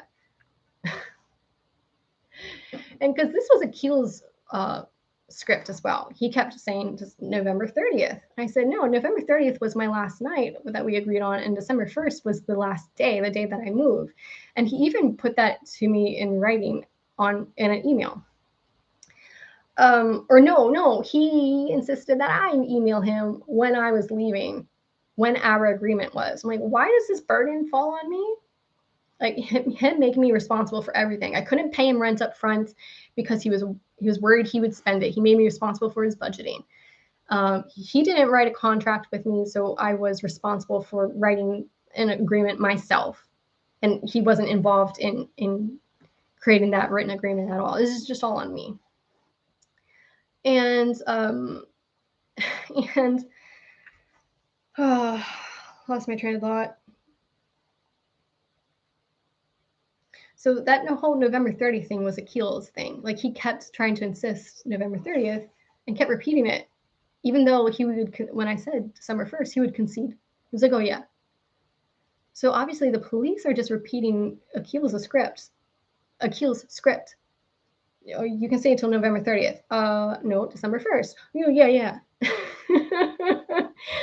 And by this time, they were already pushing past me because they had lost. So the big guy, he actually pushed past me. And now when somebody is walking at you, it's instinct to back away so that you don't come into physical contact with them. So I'm standing in the doorway of the kitchen. In the doorway, it's the front door, a hallway, doorway to the kitchen. I'm standing in that doorway. So if he wants to leave, he has to walk by me. He doesn't say, excuse me or anything. He doesn't say, oh, we're done here harassing you, we're leaving. Instead, as he's just looking at like, oh, you're going to stay till November 30th. Oh, the 1st. He's walking at me. If I had not moved, he would have pushed into me. And this was just an automatic instinct that I moved. And I called him out on it. I'm like, you're pushing past me. Like you can't look me in the face. You're pushing past me. I think right before that, he called me childish and stupid or something like that. Childish and something else. He was like, you're acting childish. And he's saying this, he's looking down and he's trying to walk away from me. And I said, actually narcissists project. So what you're saying, what you're accusing me of is what you are. And that's at that point, like he was already walking to me. And that's the point where he's like right at me. And instinctually, I backed away. And I said, you're calling me childish? Here you are pushing past me. He's like, he gets real angry. He says, no, I didn't. There was a gap. Like we're in a regular sized doorway. I'm standing in it. This big guy, you're claiming there was a big enough gap for two people, for us two to be in the doorway together? Bullshit. And so his parting line, like he kept repeating it as he's walking out the door, not making my eye contact. And then he starts to trip on his words, saying, oh, you're childish. And I said, this will be a great, and I remained calm. I didn't trip on my words. I said, this will be a great tutorial for my viewers on narcissism. Your projection here. Thank you. And they left without a word. Oh, and also before, they actually did shut the door. They shut the kitchen door on me. Whenever I came down, I forgot to include this detail. I told you that they were trying to shut me out of the kitchen. They were trying to like manipulate me into accepting it. They weren't like forcefully doing it. They're like quietly walking away, turning their backs on me, whispering, just gently shutting the door. And so I pushed it open and I'm like, you're trying to shut me out of my own home? It's not your home. But they let me stand. They're walking out the door anyways. Like what? And I said to Akil, like, I said something like, are we going to have peace now? And the police were like, he doesn't want to talk to you. Don't talk to him. Like, I'm just asking if we're going to have peace. Trying to establish peace. So now I'm not allowed to talk to my live-in landlord at all, Like, if he left the stove on or if he left the tap running or something, I can't say, hey, there'll be a fire over there. You want to turn that off? No, can't say that. Not allowed to talk to him. He doesn't want to talk to me, so I can't talk to him. That's literally what they said. He doesn't want to talk to you. So, you know, they're trying to shut me out of certain rooms. Like, am I not going to be able to go and eat now? Because Akil doesn't want to see me or talk to me. I'm not going to be able to go use the bathroom now. And there's one other point that's come to my mind, really important, I need to address after I get a drink of water.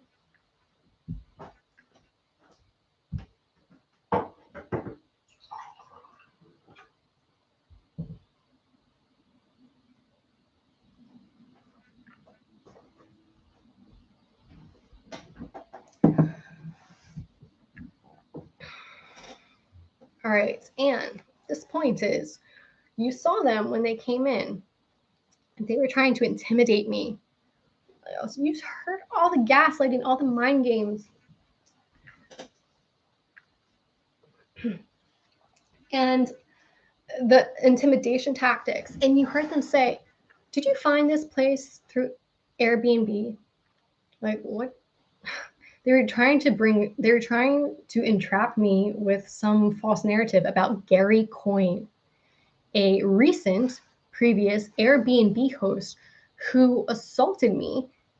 Airbnb witnessed it over the phone. I caught it on camera. It's uploaded to YouTube and BitChute. He assaulted me, falsely imprisoned me, and then chased me around and then imprisoned me in my bedroom. And then by way of terrorizing me outside my bedroom door nonstop for 4 days while Airbnb dragged their feet on their legal obligation to get me to a safe alternative accommodation for 4 days. Gary Coyne terrorized me outside my bedroom door and therefore barricaded me in to my bedroom. That's false imprisonment. A lot of that was live streamed. Plenty more that happened over the whole 4 days is on my camera, not online yet. Airbnb canceled the booking. Their words, you saw it on my live streams. Their words, we cannot support this booking. Like, that was their way of like bowing out without taking responsibility for anything. And they failed on their word repeatedly, making all these specific promises of how they were going to help me, and they failed on it. And so they are equally liable for me being terrorized and imprisoned for 4 days. Plus, Gary stole from me. So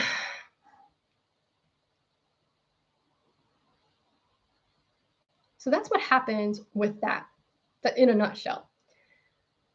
Eventually, Airbnb took me, they paid for alternative accommodation for like 10 days or something like that. 10 or 14 days, I can't remember. And then it was from there that it came to Akil's in October.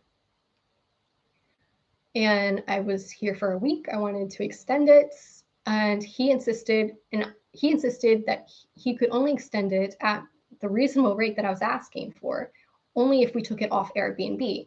And I was reluctant for that, and I told him, I said, I don't prefer that because there's an inbuilt security with Airbnb. I mean, that's in theory. Obviously, they've proven themselves to be traffickers and to be perpetrators.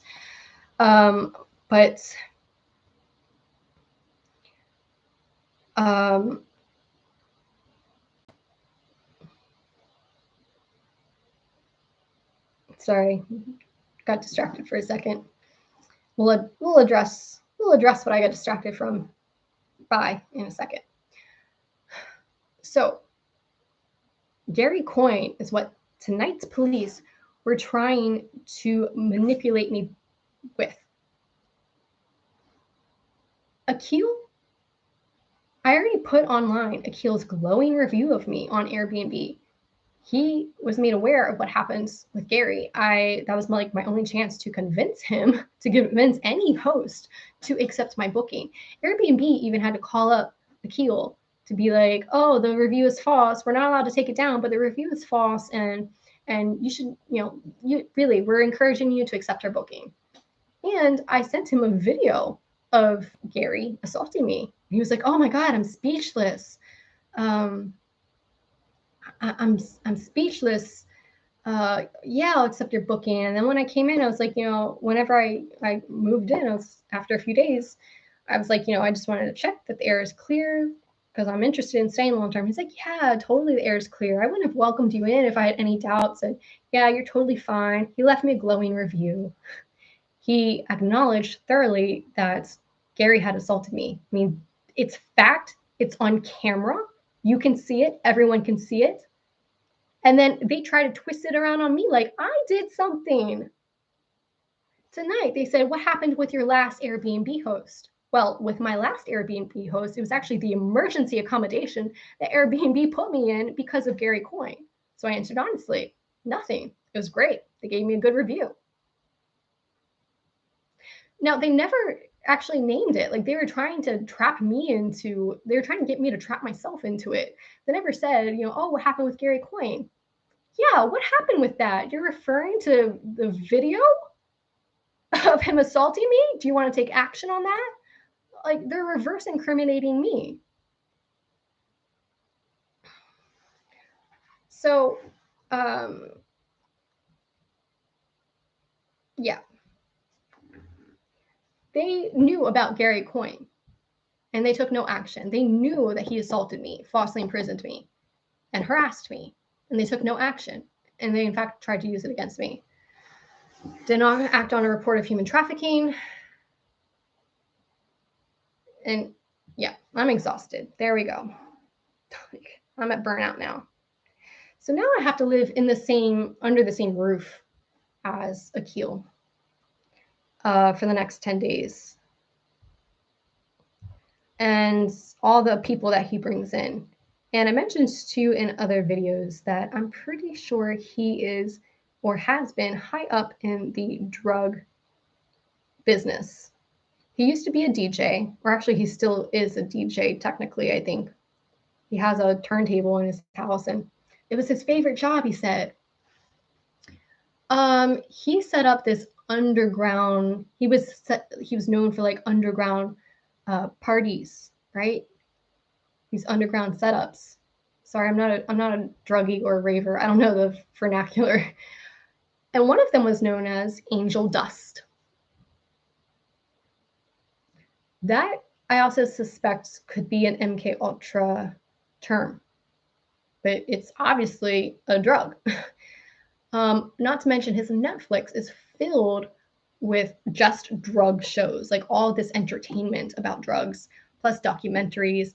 You can tell that he has an affinity for the drug world. I haven't personally witnessed him use drugs myself, but he's out of the apartment for like most of the day from like 6 a.m. to 8 p.m. So that's a red flag. He claims he's working. I did witness him use pot last night. I know PCP can be mixed with pot, but he just filled the apartment with the smell of pot. I didn't see him, but I smelled him. And so he's bringing various people in. He had some guy over right before the police came. So obviously they were conspiring. Like he brought his friend over to get the police here, to get these specific Illuminati police here. And I could hear the guy, but I could mostly smell the guy. He had this rot. So I'll leave it at that. I could smell him from in my bedroom. Like the smell is somehow all wafted up into my bedroom, but this guy reeked, and not of drugs, but he reeked of this rot and of a shit ton of cologne, which he was obviously using to try to cover up something. And the police were very eager to cover up the fact that this guy, who I didn't see, but who was present when Akil called the police and right before they came, the police are very eager to deny that anybody was here. And you saw that.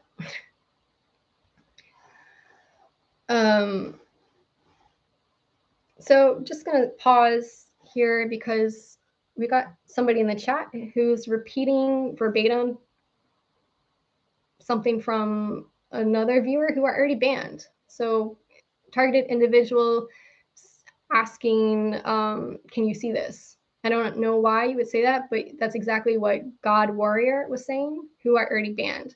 So unfortunately, you're going to be banned as well. Not to mention, I'm pretty sure I remember your account name, and you were banned from my other channel. Yes.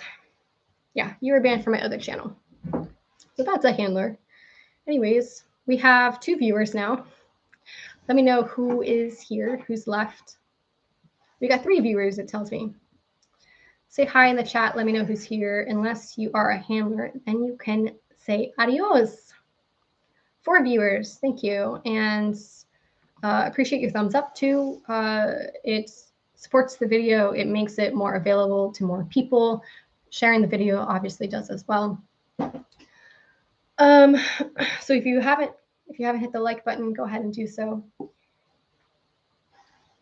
Helen is here. Hi. So I have to be under the same roof as this man and all the other suspicious characters he brings in for the next 10 days. And to top it all off, I genuinely do not have any money. I have a GoFundMe campaign I recently set up when Akil first started to threaten me with this illegal eviction onto the street with no notice. So the link to that, I will grab it for you. I'll put it in the chat here. It's in the description of my other videos as well. Give me 1 second.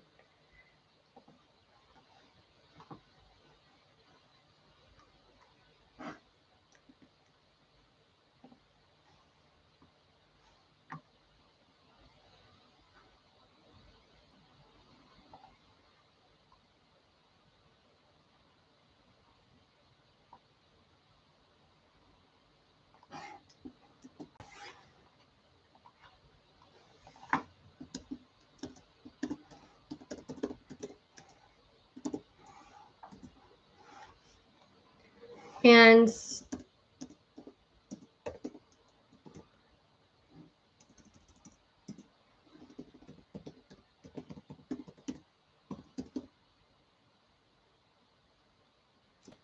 all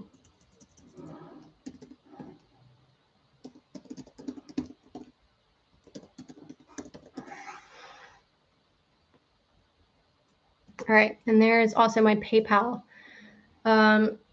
Anything that you can do to support me, to contribute to the GoFundMe or my PayPal is so greatly appreciated. I created my GoFundMe a week ago when Akil started all this up, and I have received a few donations, but just not enough to survive on.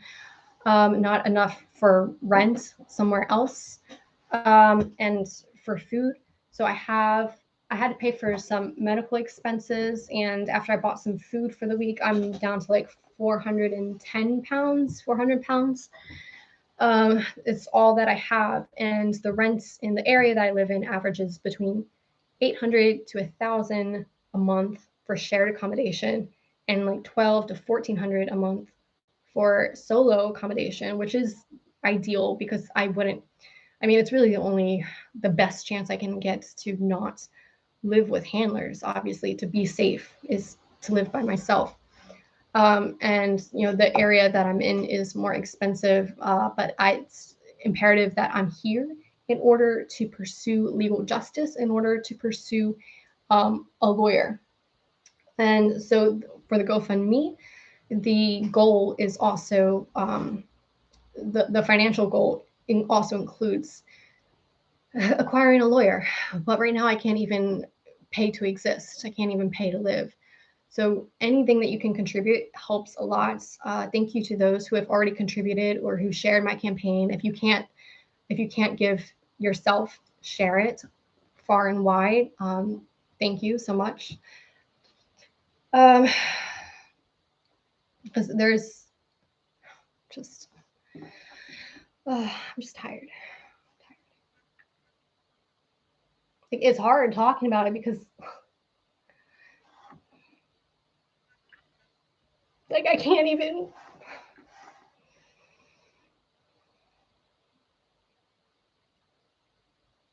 I'm tired of asking for help. Like, I don't have what I need. And I know there's plenty of viewers who are watching who you know, are doing their best in their life and can't actually and don't have other ways to support. And it's like, I'm not blaming anyone for anything. I'm just tired of asking for help, and I don't have it. I don't have what I need. I don't, like, I'm tired of this life. Like, that's what I'm upset about.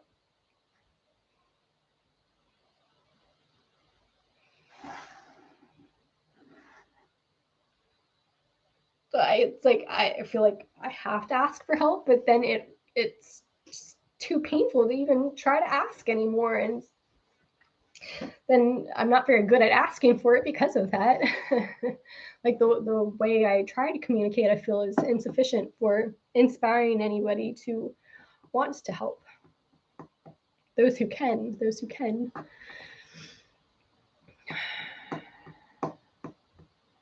So I have 10 days, and I have to come up with, I mean, ideally £1,000 so that I can get accommodation where I don't have to live with anybody. And that'll also allow me to eat for like maybe a week.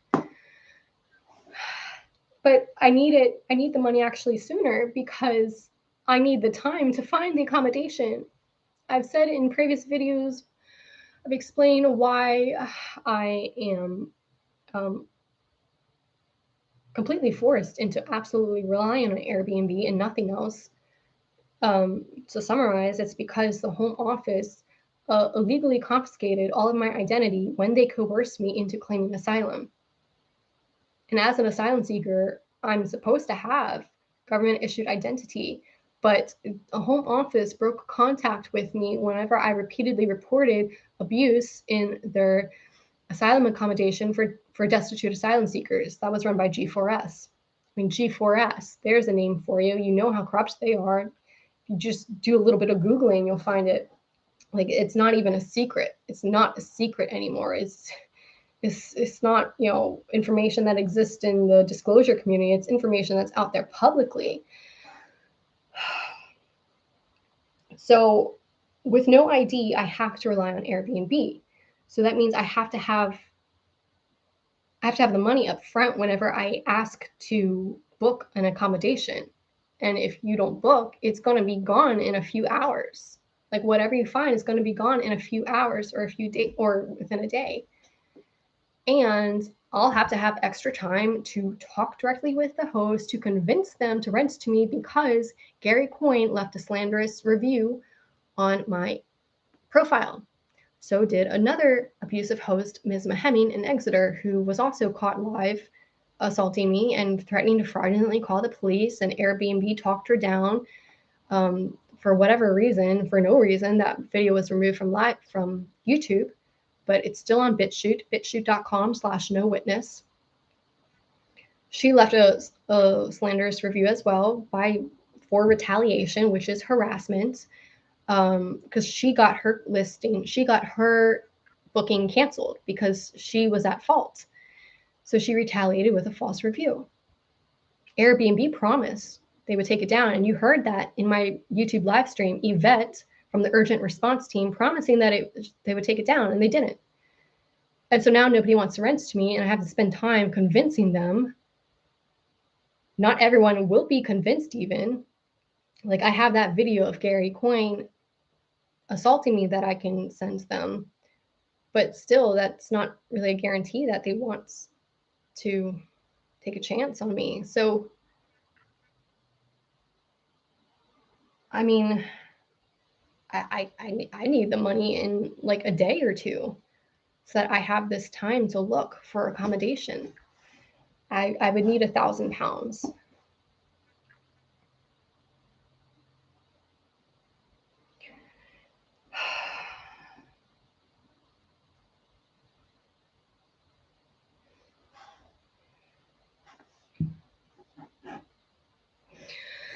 So I think I've kind of covered everything I need to say here. I'm just going to take a moment to make sure I have somebody in the chat is recommending that I use Craigslist to find an apartment. That would be so very unsafe.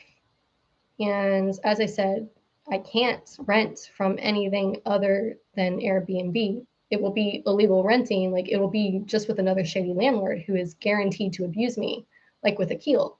I rented from him off Airbnb. And what did he do? This. I don't have, so real people, real landlords who aren't handlers or who aren't shady characters, who aren't criminals in some other way, they're going to want to legally rent to someone, which means that they have to do a right to rent check in the UK, which means they take your ID along with you. Like, you both go to the government website and verify that the type of government issued ID you have is acknowledged on this specific website. I don't have an ID, so I can't rent from anywhere off of Airbnb.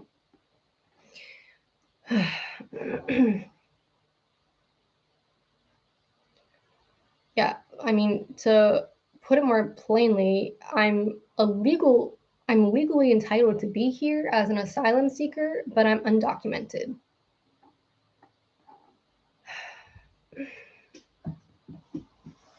My whole body just hurts.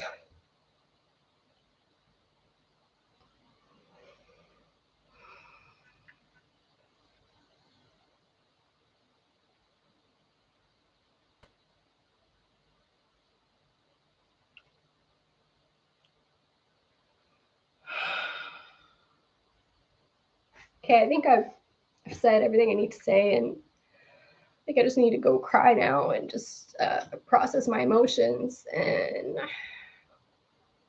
do what I can to stay grounded and positive for as long as I can. And being positive doesn't mean ignoring your emotions that are there, you know, or ignoring the pain or ignoring challenges. Being positive is embracing what you're feeling, having a positive attitude towards your emotions, unconditionally loving yourself, which means loving yourself with your emotions. That's being positive. And even when there's challenges, just if you can find some way to believe that there is a solution, that's positive. So that's what I'm going to aim for.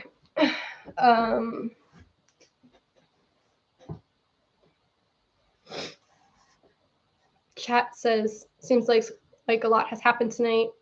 Stay positive and rest, food, relax. Tomorrow's another day. You can do this. But sister, I've been going through this. Sorry, or brother. I don't know if you're male or female. I go through this regularly. Like, I always don't welcome another day of this. I've been going through this regularly. And this is why I can't tolerate it anymore. Like, I'm at my threshold. I've been going through this regularly for years. I mean, ever since it's actually been happening ever since I awoke to my MK Ultra in April of 2015. And I moved. I moved from where they had programmed me to stay, where I'd grown up my whole life, Hagerstown, Maryland. And I had been receiving signs from the universe for like a good 1 or 2 years before that to move out of the area. And I just didn't understand how important it was.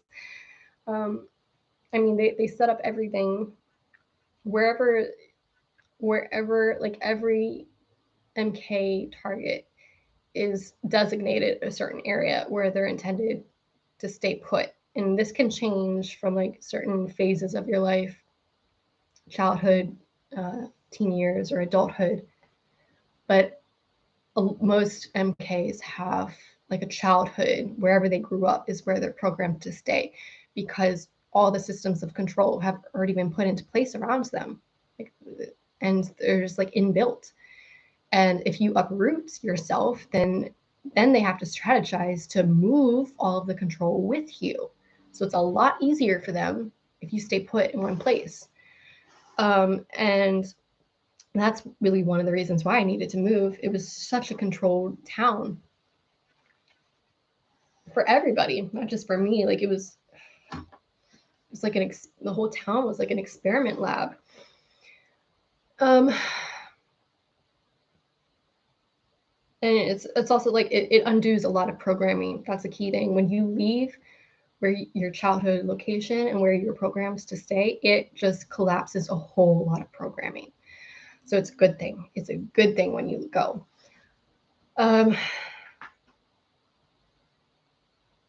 And so I broke away by waking up from MK with a lot of self-healing. Like I did a year of really intense self-healing and diving into my subconscious mind and raising my vibration. And that led me to remembering about the MK and all the memories flooding in. And in the months leading up to that, they had rendered me broke, though, because I was deprogramming myself. I was breaking away from the cult. So they interfered with my finances. They actually made me financially dependent on Teal Swan's cult. I didn't know it was an Illuminati cult at the time. But like I was completely broke at one point through no fault of my own. And, you know, for the years leading up to that, I had money and I worked hard, and it was a slave mentality. Like if you bust your ass, if you hustle, then you have really strong work ethic and just beat yourself up like a slave, then you'll make money. And that's what I did. And I had at one point like $13,000 saved up, and it all disappeared very quickly as soon as I started to heal. And my soul was like, don't go to those slave jobs anymore. And besides, I couldn't if I wanted to, because as I was healing, the PTSD and the DID got so like aggravated. This happens as you're healing, that PTSD can really flare up. I was completely debilitated. And so my savings quickly evaporated. And then I was part of Teal Swan's Facebook group, which exists offline too.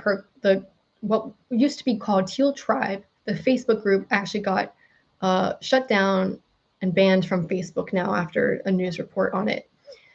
But at the time, it was a cult that existed online and offline. Teal Swan was one of my main programmers and handlers throughout my life. And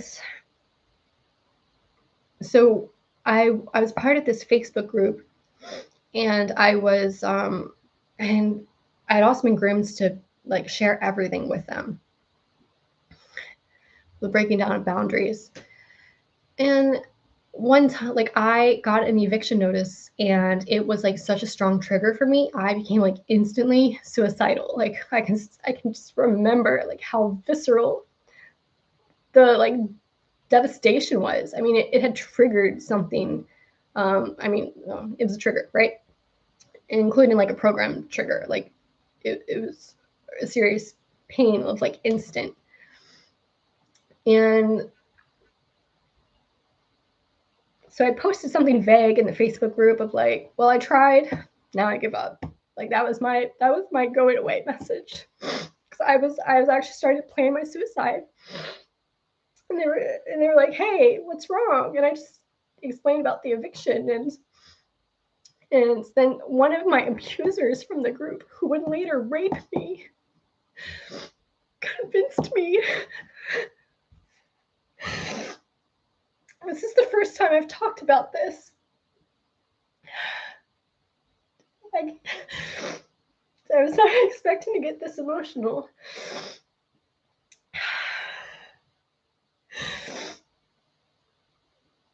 I haven't talked about this because Teal Swan is a force of darkness, and her cult is as well.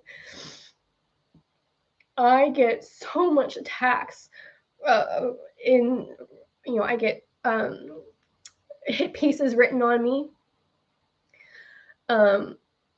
like massive hit pieces written about me, slander all online through like news outlets, even like seriously, journalists have written hit pieces on me. Oh, but I'm anonymous. Anytime I talk out about Teal Swan, I get hit pieces written, slander, which affects my work and the potential of clients. So that's even financial abuse. I also get cyberbullied. I get a flood of messages from handlers from the cults who I haven't talked to in years. They'll just show up, and a lot of times like they'll just play nice, even trying to just play mind games, like people I haven't talked to in years. And then when I'm like, hey, this is random, they're like, oh, what's wrong with you for questioning why I'm talking to you? Like they'll just flip on me. Like, for example, a woman who's well known in Teal Tribe, a woman named Irina, I forget her last name, Irina Radchenko. She seems like such a sweet, innocent girl. She is a handler, and I have evidence of her messages of going on the attack of me recently. So, and I also get spiritual and energetic attacks every time I talk out about Teal Swan. So that's why I haven't. And it's also a very divisive topic because so far, like the information that's been put out there is controlled opposition, and like a lot of it's not based in reality. And so readers or the audience will see that and just wholly dismiss it. And then they're like, oh, anybody who speaks out about Teal Swan is part of this crazy group now. And so it's a very emotionally charged subject because of Teal's, alleged past, and because she helps people so much. People feel like angry whenever you question her or say something that negates that. And then there's the opposite where, like the controlled opposition, where they're not making sense. And also a lot of times, like they're not even telling the truth. Like they'll mix truth with lies when they talk about Teal. And so the whole subject of outing Teal is like, just that whole arena is very fucked with. So that's why I haven't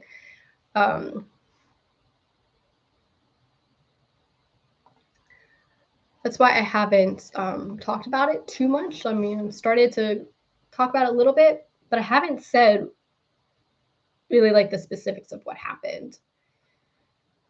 And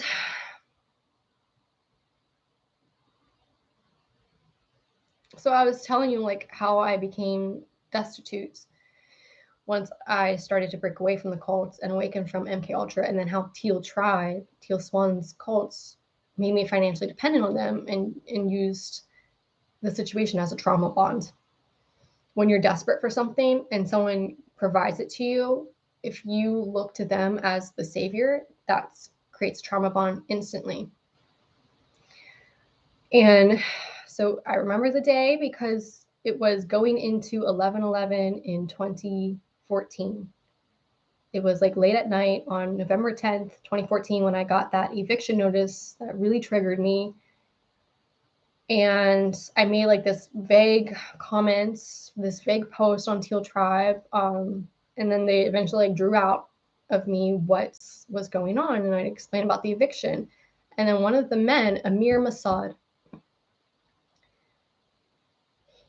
that's the man who would later rape me.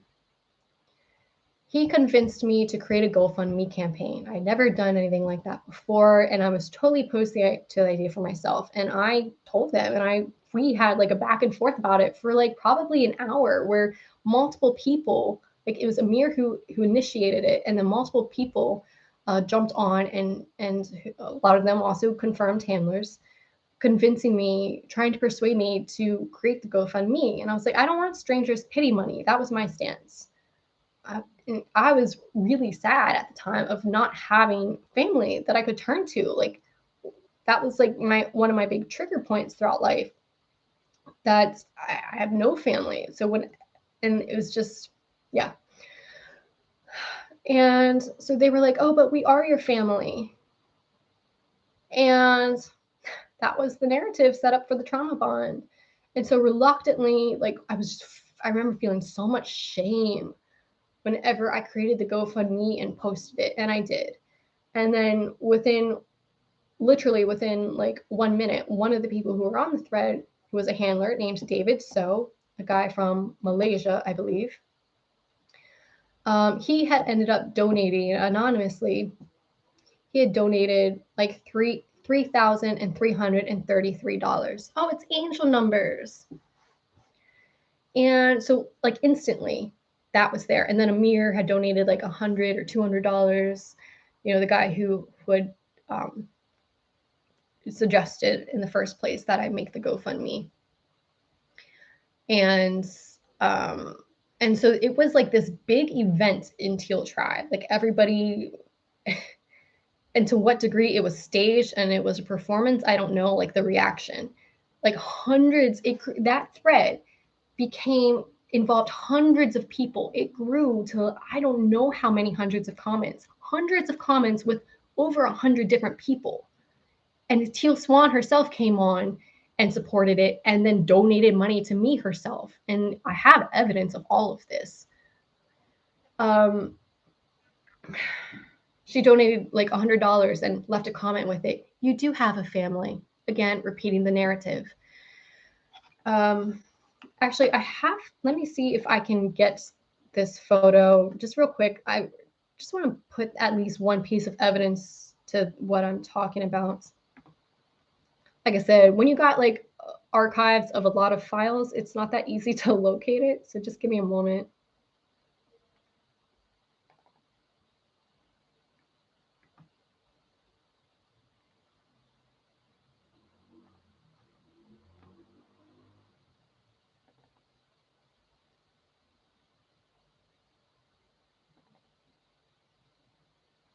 Mm-hmm.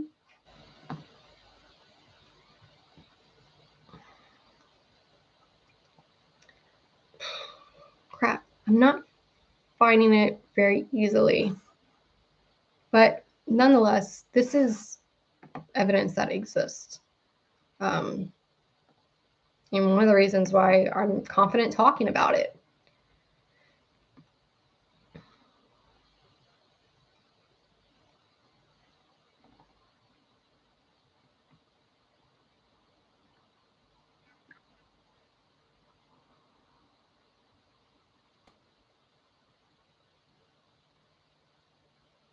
All right, sorry. I can't easily find it. I don't want to keep y'all waiting anymore. But so that was their way of trauma bonding me to the group and making me financially dependent on them, Teal Tribe. It had turned into this big movement that had like emotional effects on everybody for like at least a week afterwards. People were creating their own posts of how inspired they were, and then taking certain action based on it and crediting to the inspiring situation of how I opened up to love and support, and then Teal Tribe just stepped in and gave it to me. And that was a trauma bonding ritual. And then, my financial situation didn't get any better. And I mostly relied on the GoFundMe for like almost a year. Yeah, a year. And there was one contributor in particular, David So, contributed the most, like consistently over the months, like thousands of dollars. And I mean, but when we're talking about a year, I was still living in poverty. I could still barely afford rent. Oh, and there was another key element to the financial abuse and obstruction, that members of Teal Tribe, that invited me to stay with them for free, welcoming me into their home. And most, if not all of them, were handlers. Like Linda Dalton. Oh my God. You all should look up her crazy batshit stuff on Facebook. This woman is crazy without a censor. Linda Dalton. And she talks about me. She doesn't name me, but I have evidence of this too. The program she's running is that I'm the Eucharist. that I'm the second coming of Christ, the one and only second coming of Christ, and that Linda is spiritually connected to me as the Christ, and it is her spiritual duty to crown me king. And certain dates have come and gone, you know, like all these cults leaders, they all have like the moving goalposts, as we call it with narcissistic abuse. Like, but specifically when you're talking about prophetic cults, like any cults of some kind of prophetic nature, when what they're talking about, what they're predicting doesn't come to pass at the date they predicted it, they'll blame it on you, on the world, or on their congregation, whatever, for why that didn't come to pass. And then they'll just set another date in the future. And this is what Linda has done. Like, she claimed that she was going to crown me king and the world would never be the same someday in 2018. And that hasn't happened. And then she made a recent video saying that she's still destined to crown me king and her son, James, is my twin flame. And so she had him cyber stalking me. I would get messages from him. He would create posts about me being his twin flame on his Facebook. This man who I've never spoken with, met him briefly whenever I lived on her compound that was just a horror show. Met him fleetingly. He did not strike me. We ain't twin flames, sweetie. So this is what's coming out of Teal Swan's calls. And Teal Swan is allied with Linda. Like, they met, and Teal Swan is like supportive of Linda. They're Facebook friends.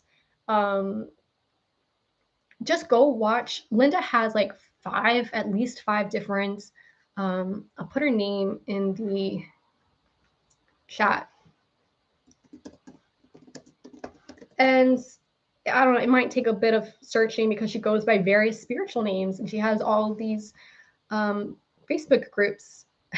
But you can join one of her groups or watch videos on her own profile and you will see the crazy. And like, I'm not even trying to be politically correct because she's also evil. Like, I'm not worried about offending her. It's the evil that's making her crazy. So she was abusive. That was one example of Teal Tribe opening up their homes to me because I was destitute, because the Illuminati had made me so. And so that was the start of my path of the financial abuse and interference with the Illuminati. And yeah. So I like systematically, like in stages, started to distance myself from Teal Tribe, starting at the end of 2014, and then more so into 2015, especially whenever I came out about Amir Masad raping me. I went to get Cambo, the frog medicine. I'm not against the frog medicine, but you got to be careful with who you're letting do these ceremonies. You know, just know the person. Like, don't go to someone just because they have good reviews. I went to the guy, Simon, who Teal had gone to. She promoted him, and then all of Teal Tribe flocked to California to Simon's. I forget his last name, but if you look up Simon Cambo in Topanga or in California, you'll find him. He also hosted Playboy for a ceremony the day after that I was there, and you'll find an article on that online if you look up Playboy Cambo. That's Kambo. And Amir opened up his home to me to receive the Cambo medicine because he had it done with Teal's shaman, who is a Satanist, who also abused me. They conducted a satanic ritual on me when I went. I was still asleep to my MK at the time. It was February in 2015. And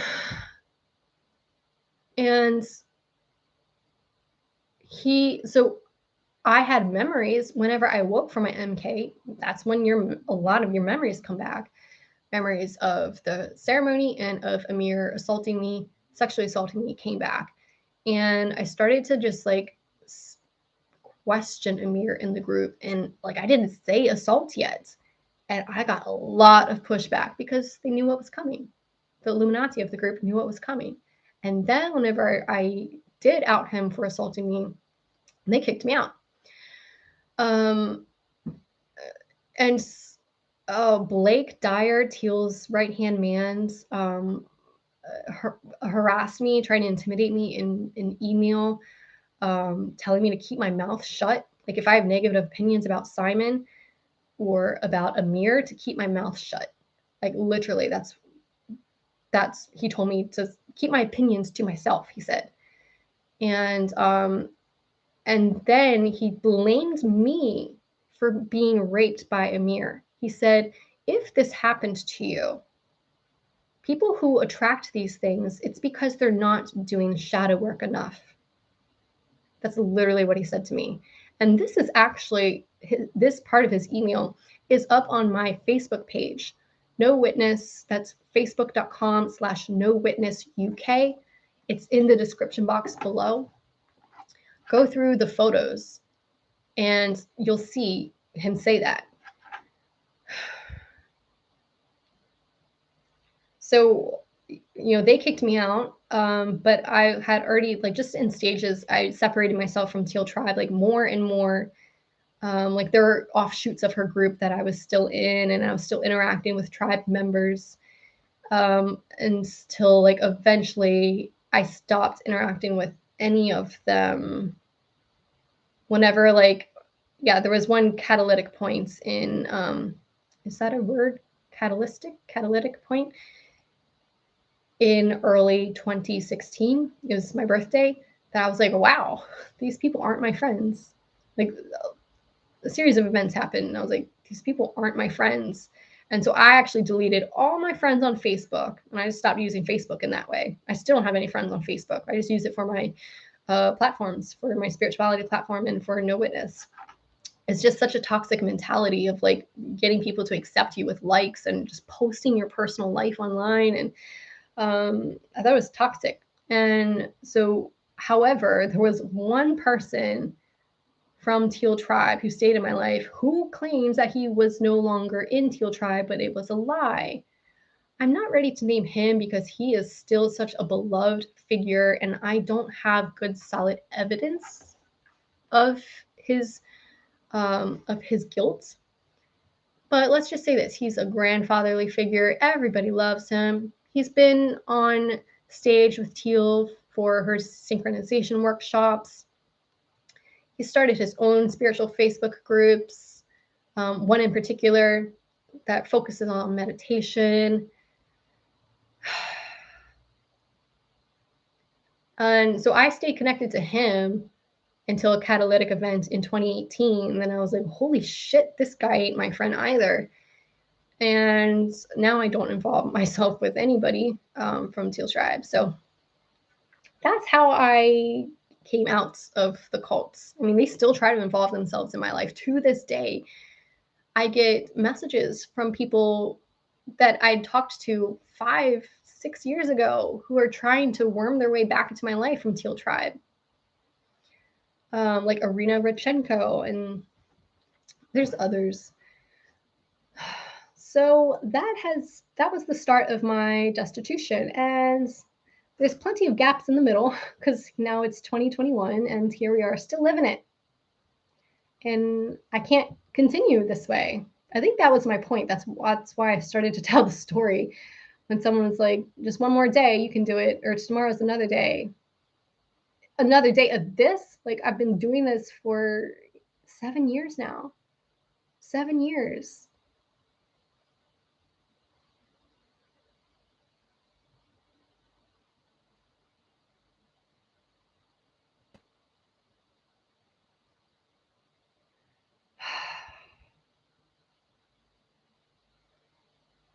And things happen, like I get assaulted. I mean, you saw the evidence of that.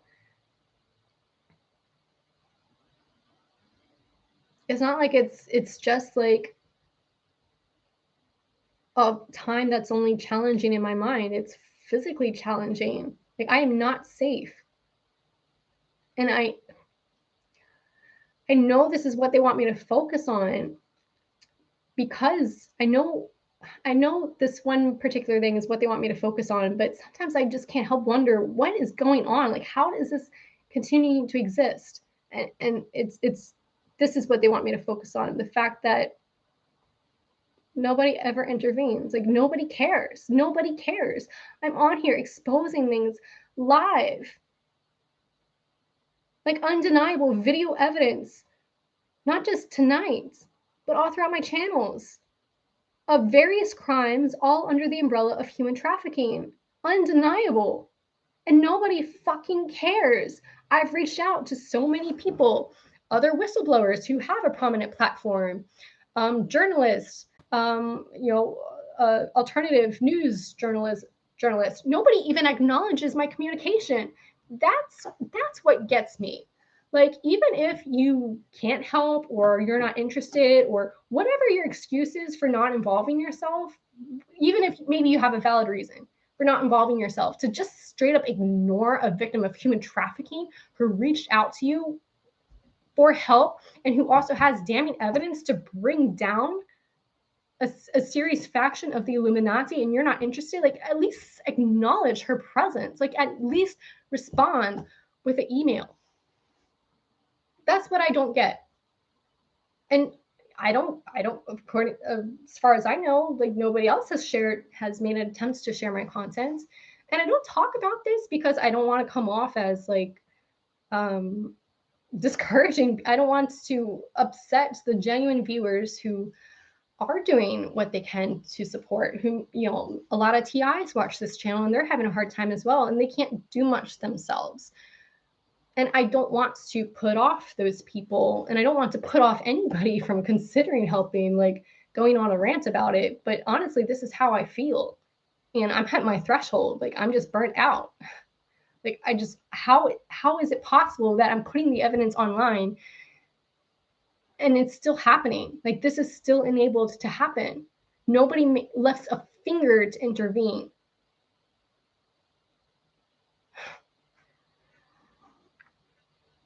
And recently I've been trying not to focus on that, even though it seems like a meaningful reality. Like, I just feel like there might be something else beyond what I can see right now. Something else I'm not picking up on, or just an unnecessary negative overlay in my perspective. So recently I've been trying not to focus on that, but it's still there. Like, it still gets to me, and it makes it harder to go on. Because nobody will ever care or do anything about it. Like, where does this end? Where does this road end? This is not sustainable. At this rate, I will die. I will be killed. This is not sustainable. And I just have been trying to keep the faith that something will change, and doing the best I can to be that change myself. But I can't do it on my own. And I've been trying to keep the faith that something else will change.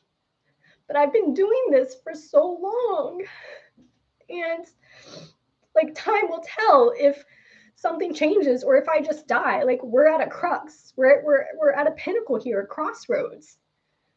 Like, you saw what happens tonight. I was almost literally put out onto the street with none of my belongings, no means of accommodation, no means of getting accommodation, no money. MK Ultra, a victim of human trafficking. Like, I would have had to sleep on the street. I would have been assaulted. Anything could have happened to me. Not just assaulted, I could have been killed, seriously injured.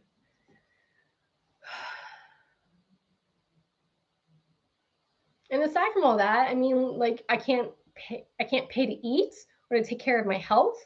Like, this is not a life aligned with actual life. I am in the stage of dying.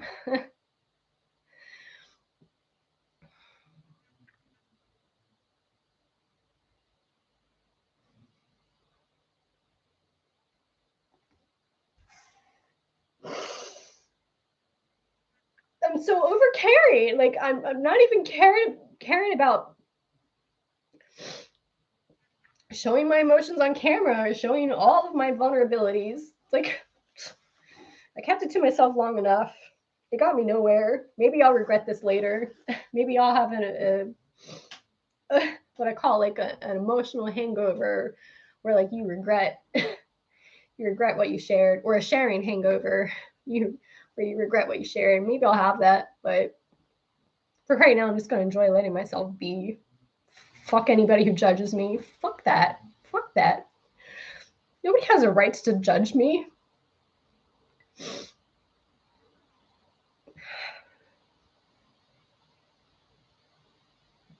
And you know what? The most incriminating evidence isn't even online yet. I mean, there's tons of it online, visible for everybody. It's available to the public. It can be publicly shared with anybody in the world. And that's incriminating. But I have so much more that's so much more damning to really take down some serious factions of corruption and Illuminati. Nobody can even bother to fucking return my email.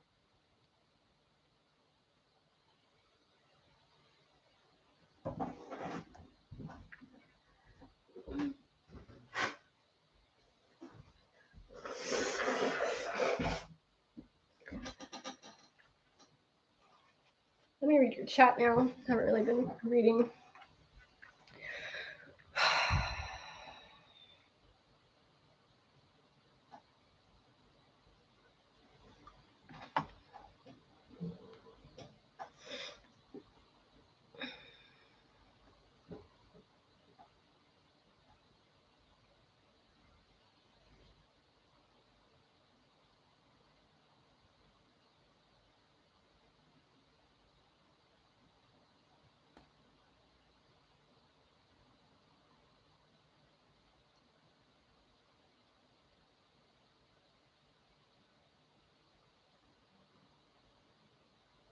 So chat says, if I don't have the money for the same area, maybe other areas will work for the time being.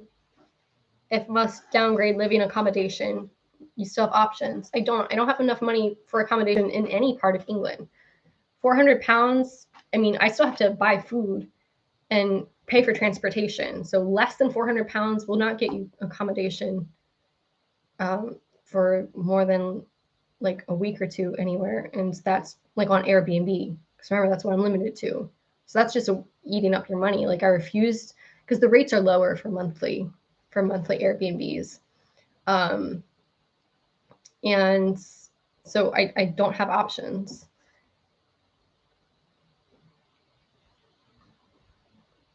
I mean, you all got to understand, like every time I come on here, everyone has solutions, and the situation is a lot more complicated. If a simple solution existed, I would have taken it. I'm not in this situation for lack of trying, for lack of effort, for lack of wisdom or intelligence, for lack of creativity.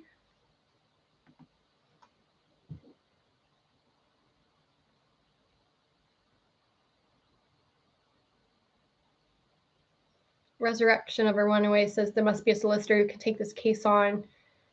Going to speak to someone you know of who maybe will help. I really appreciate that. And really, like whenever I approach solicitors, I've only been met with corrupt ones. Not discouraging anyone from inquiring on my behalf, because I am determined for this. But I'm actually just saying, like, my strategy to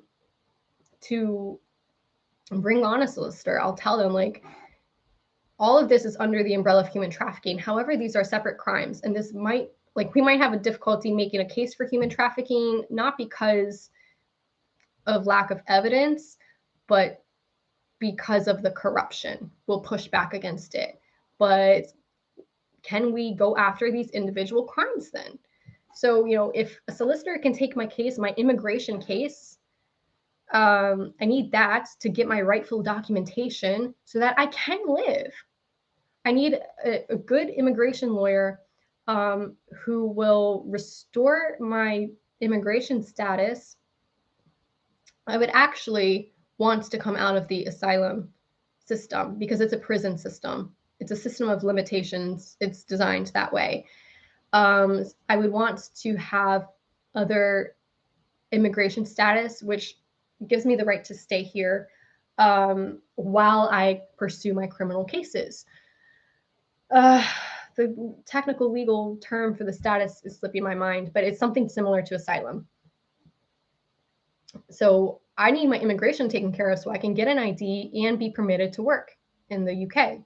Then I can go out and have a job. Right now, I'm relying on working online for myself. I'm a natural born shaman, and I love what I do, but just recently I haven't had any clients. And it's one of the reasons why I also worry about sharing things on this platform, because like I worry that people wouldn't want to work with me. That's a negative perspective. Like that's self-criticism because it doesn't have anything to do with me going through a hard time. Me having my own human experience has nothing to do with how I can help somebody else in their human experience. Like because here's the thing, every kind of healer or, whether it's a therapist or a shaman, a doctor, whatever, we all have our stuff. Every person has their stuff in life, and you just normally don't see it. Like it's not, if it's a good healer, they don't bring it to the session. And so you're never made aware of it. And that's good boundaries, that you're not emotionally caught up in their struggles with them as you go through your own. And I leave my stuff out of sessions, of course, like any client who's worked with me can tell you that.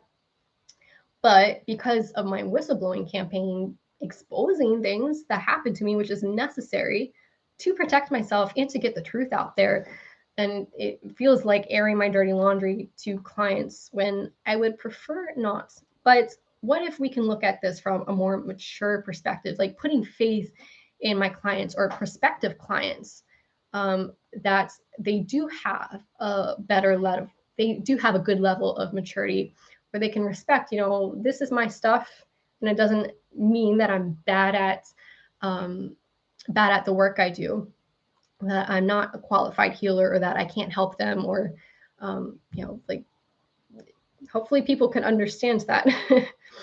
Like any other therapist or healer you go to, they go through their stuff too. You just don't get to see it.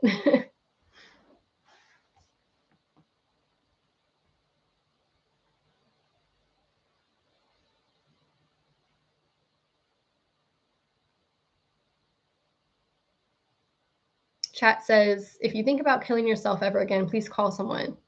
Honey, I ain't got anyone. I got God. I haven't had anybody for years. Again, it's not for lack of trying.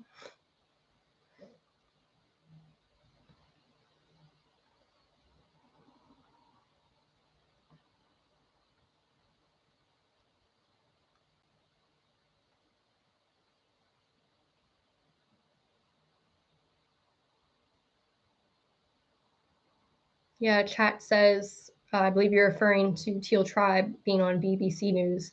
That was the news report that I referred to, which ultimately got Teal Tribe shut down. But I mean, BBC is Illuminati. Teal Tribe is Illuminati. There was a strategy behind that. It was damage control and removal of a lot of damning evidence of them being Illuminati and being a cult. Teal Tribe, that Facebook group. That's why they removed it. Luckily, I captured plenty of evidence before they removed it. Even after you all kicked me out and banned me. Think I didn't have a back door?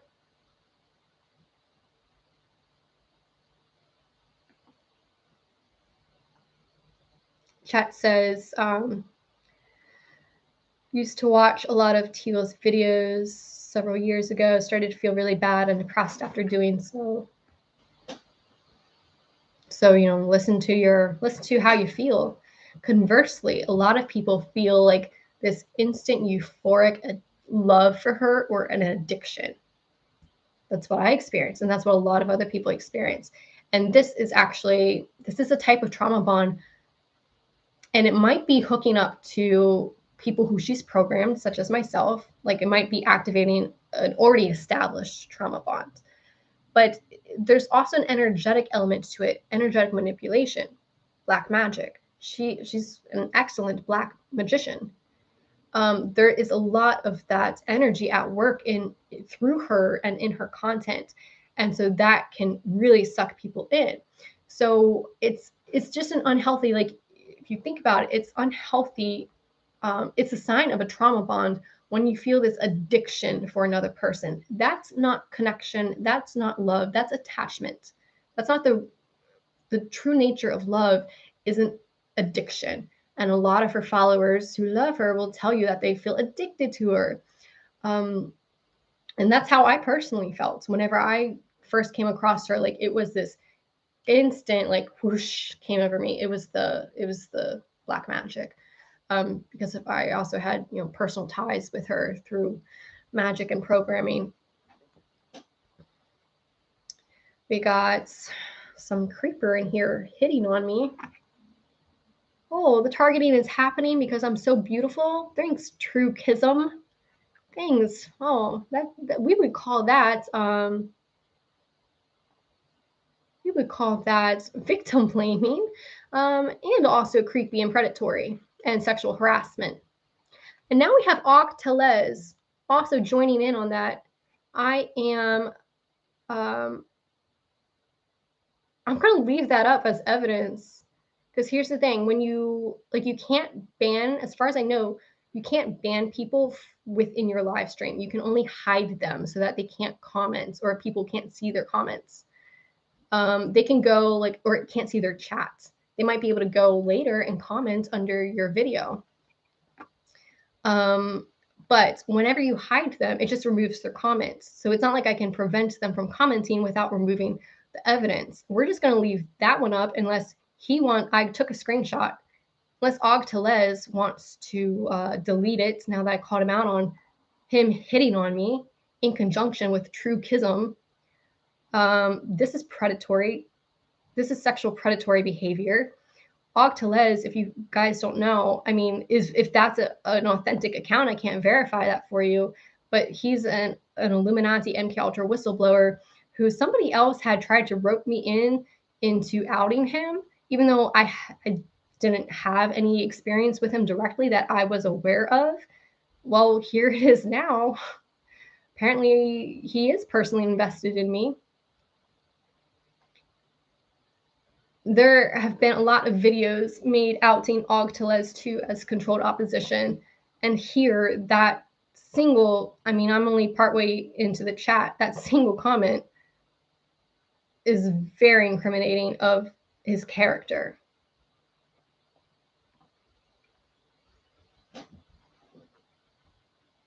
And then we have somebody on here named Amir who just says, interesting. Do you want to tell us a little bit more about that, Amir? Because I'm kind of concerned you are the rapist I was talking about. It is.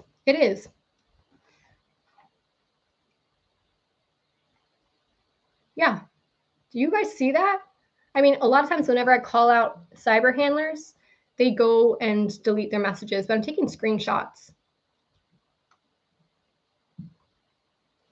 So I started to talk to you about the man who raped me, Amir Masad, who also went on the serious smear campaign against me, linked up with Sardeep Swan, Teal's ex-husband, and many others. And I'm just going to scan for his comments. He says, interesting. You have family here. You always had family here. Let's go, kitten. Shh. So blatant, cult recall programming, monarch triggers, not even hiding, and calling me back. I was talking about Teal Swan's cult and how Amir Masad and others used that line. Oh, we're your family in Teal Tribe. Here he's saying it again. And then he says, this is an interesting room to observe, taking notes while collecting information to use against me. Go ahead. You're the one incriminating yourself here. And then there's no use. We are above prayer, specimen, attacking another TI in the chat. So I'm going to start to leave the incriminating comments. Are you guys seeing this? Take screenshots yourself so that you have evidence. You have my permission, my invitation to take screenshots of the chat. Because I started to talk about Amir Masad abusing me in Teal Tribe, and here is an Amir, somebody who came on with that name, using the same script, using blatant cult recall programming, blatant monarch trigger codes. Kitten,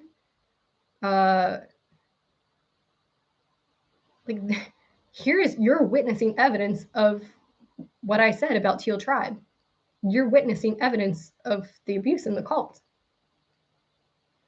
All right, so now that we clarified the abuse from True Kism, Octalez, and Amir, and there have been others before, let me read the rest of the comments.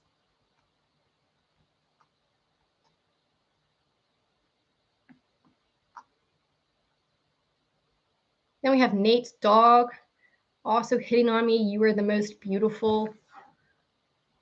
Just joining that narrative of sexual predation.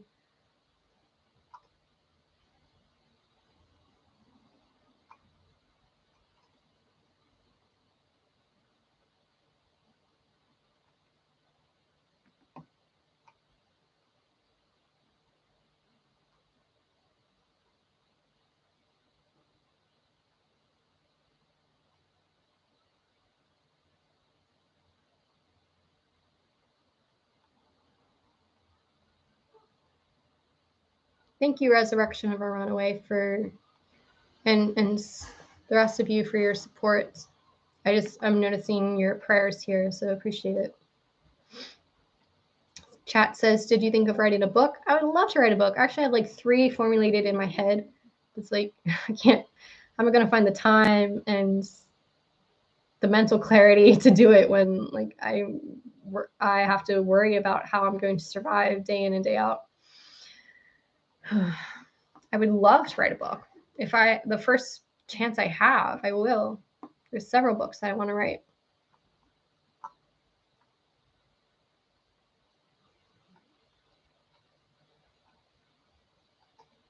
Oh, how beautiful to fill the chat with light through prayer.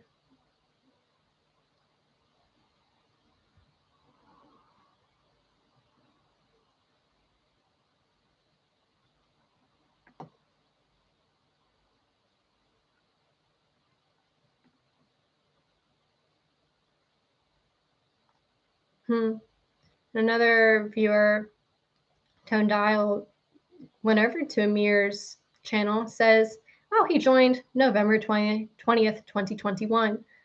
That Amir who was harassing me. So it was a channel created just to harass me today. As soon as I started to talk about Amir Masad and Teal Swan. Like, that's also confirmation that Illuminati are watching and taking action in real time as I film this live stream.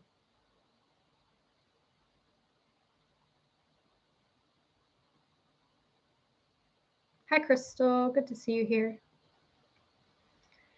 Quibble says, what have you missed? Well, it's been 3 hours of an adventure. Would anybody like to fill them in? Because I'm exhausted. I am getting ready to wind down. Somebody says Octalez was a fake channel. Potentially. You know, people make multiple channels. Somebody might be trying to pose as him and mess with my head. But I said I did have previous history of people trying.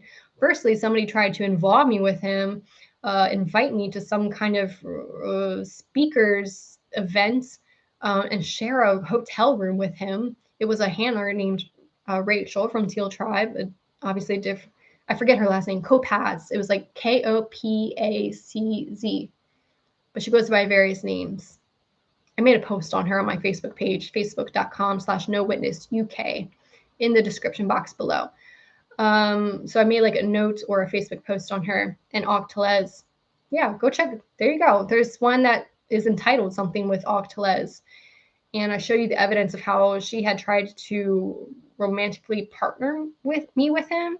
And that was weird. And then 2 other people tried to really pressure me into, let's just say they tried to convince me to out Octalez as a perpetrator.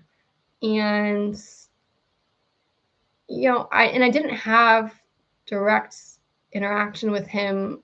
Like, I have so much to actually expose of my own. Why would I expose something that I don't really have evidence of and I don't have a strong opinion of? Look, I'm just going to say it clearly here. I'm not giving an opinion about if Octalez is controlled opposition or a perpetrator or not. We have an account here that was obviously trying to mess with my head with his name. We can say that much. It was an Illuminati created account trying to mess with my head with regards to Octalez.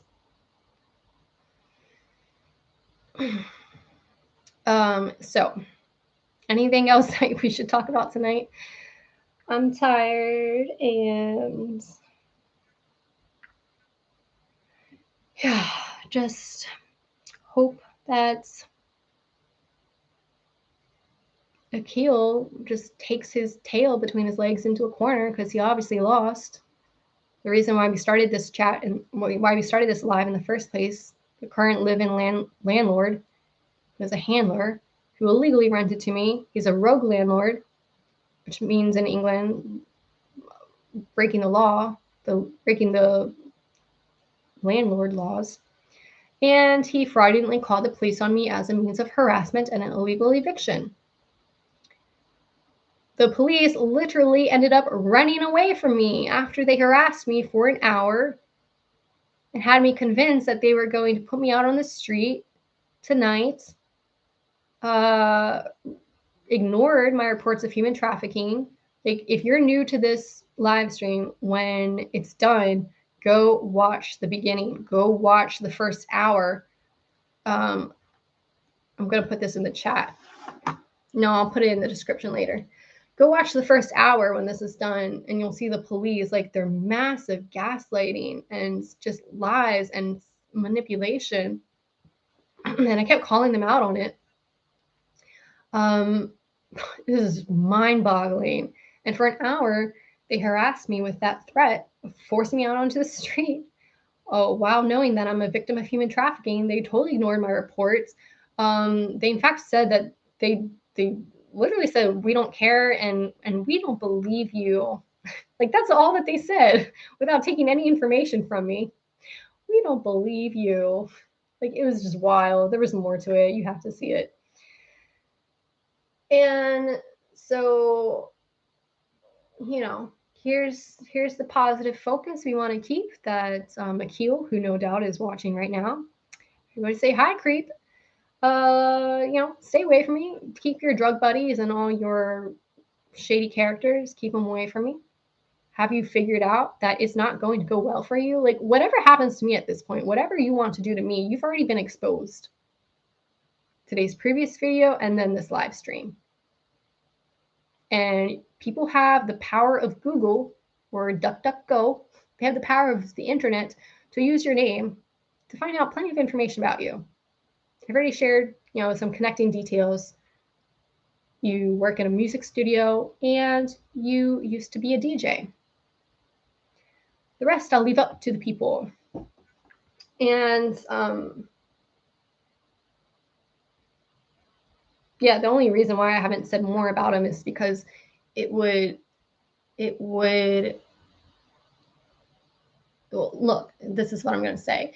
I'm not verifying my location publicly to anyone because there are ways that can be used against me. I'll just leave it at that. And so keep your shady characters away from me. Leave me in peace. Don't do weird things like shave your balls and leave the hair all over the floor and all over the tub. I already confronted you on that. Took pictures of it because you tried to deny it. And, you know, anything else you do is just going to incriminate yourself further. Leave me in fucking peace. And more positive focus that we all want to focus on is financial abundance through whatever means is divinely aligned for me, whether it's clients, whether it's donations, whether it's a sponsorship, whether it's a lottery ticket handed to me off the street, whether it's something we haven't dreamed up yet. A windfall of financial abundance so that I can remain safe and I have a roof over my head and food in my belly and get beyond surviving and into thriving so that I can really make a difference and expose the perpetrators, get legal justice, and continue to help other TIs with, you know, either whether it's free content that I produce or working with them in sessions. So yeah, that said, if you are able to contribute any amounts, 10 pounds, even 5 pounds, I'm in the UK, remember, 5 or 10 pounds helps a lot. My PayPal link is in the description box below. My GoFundMe link is higher up in the chats. When this is over, it'll be in the description box below. PayPal is always preferred because it's a much lower fee. GoFundMe takes like 8% of the donations, and it's also faster and easier transfer. And I have been updating my GoFundMe with my PayPal donations. So it's all still there in one place and it's transparent. You can see as the campaign evolves. And if you're not in a place to contribute, please do share my campaign and put your own words to it. You know, how you feel it affects the community or why you feel it's important. You know, just adding that personal note that's outside of my own perspective, because, you know, I have that I have like my own way how I tell my story, and maybe it's not the most compelling way. Maybe maybe just my own limitation of being inside the circumstance. Like, I'm always curious about how do other people, how does my work affect them? You know, I don't get a lot of that feedback. I do get some on occasion, and I really appreciate that. So really, the more you can tell me, like, if this content matters to you and why, that's really helpful. And then, you know, tell that to the community also when you share the GoFundMe campaign. Let's add value to it. How are we going to make a positive difference in the world with this fundraiser? Just checking in with your chats. Somebody asked, I have to flee the States for my safety, and I've covered this in previous videos. Just to quickly answer, I was trafficked out of the States by Teal Tribe, by Teal Swan's cult. I was trafficked to Europe for, I'll just keep it short. I was trafficked to Europe and then eventually to the UK. And there was Teal Tribe involvement getting me to the UK in 2016. Was that the year? Yeah, October 2016 is when I came to the UK. I thought it was of my own free will, but at that time I was very asleep to gang stalking and how the Illuminati still had a presence in my life. I did not know that.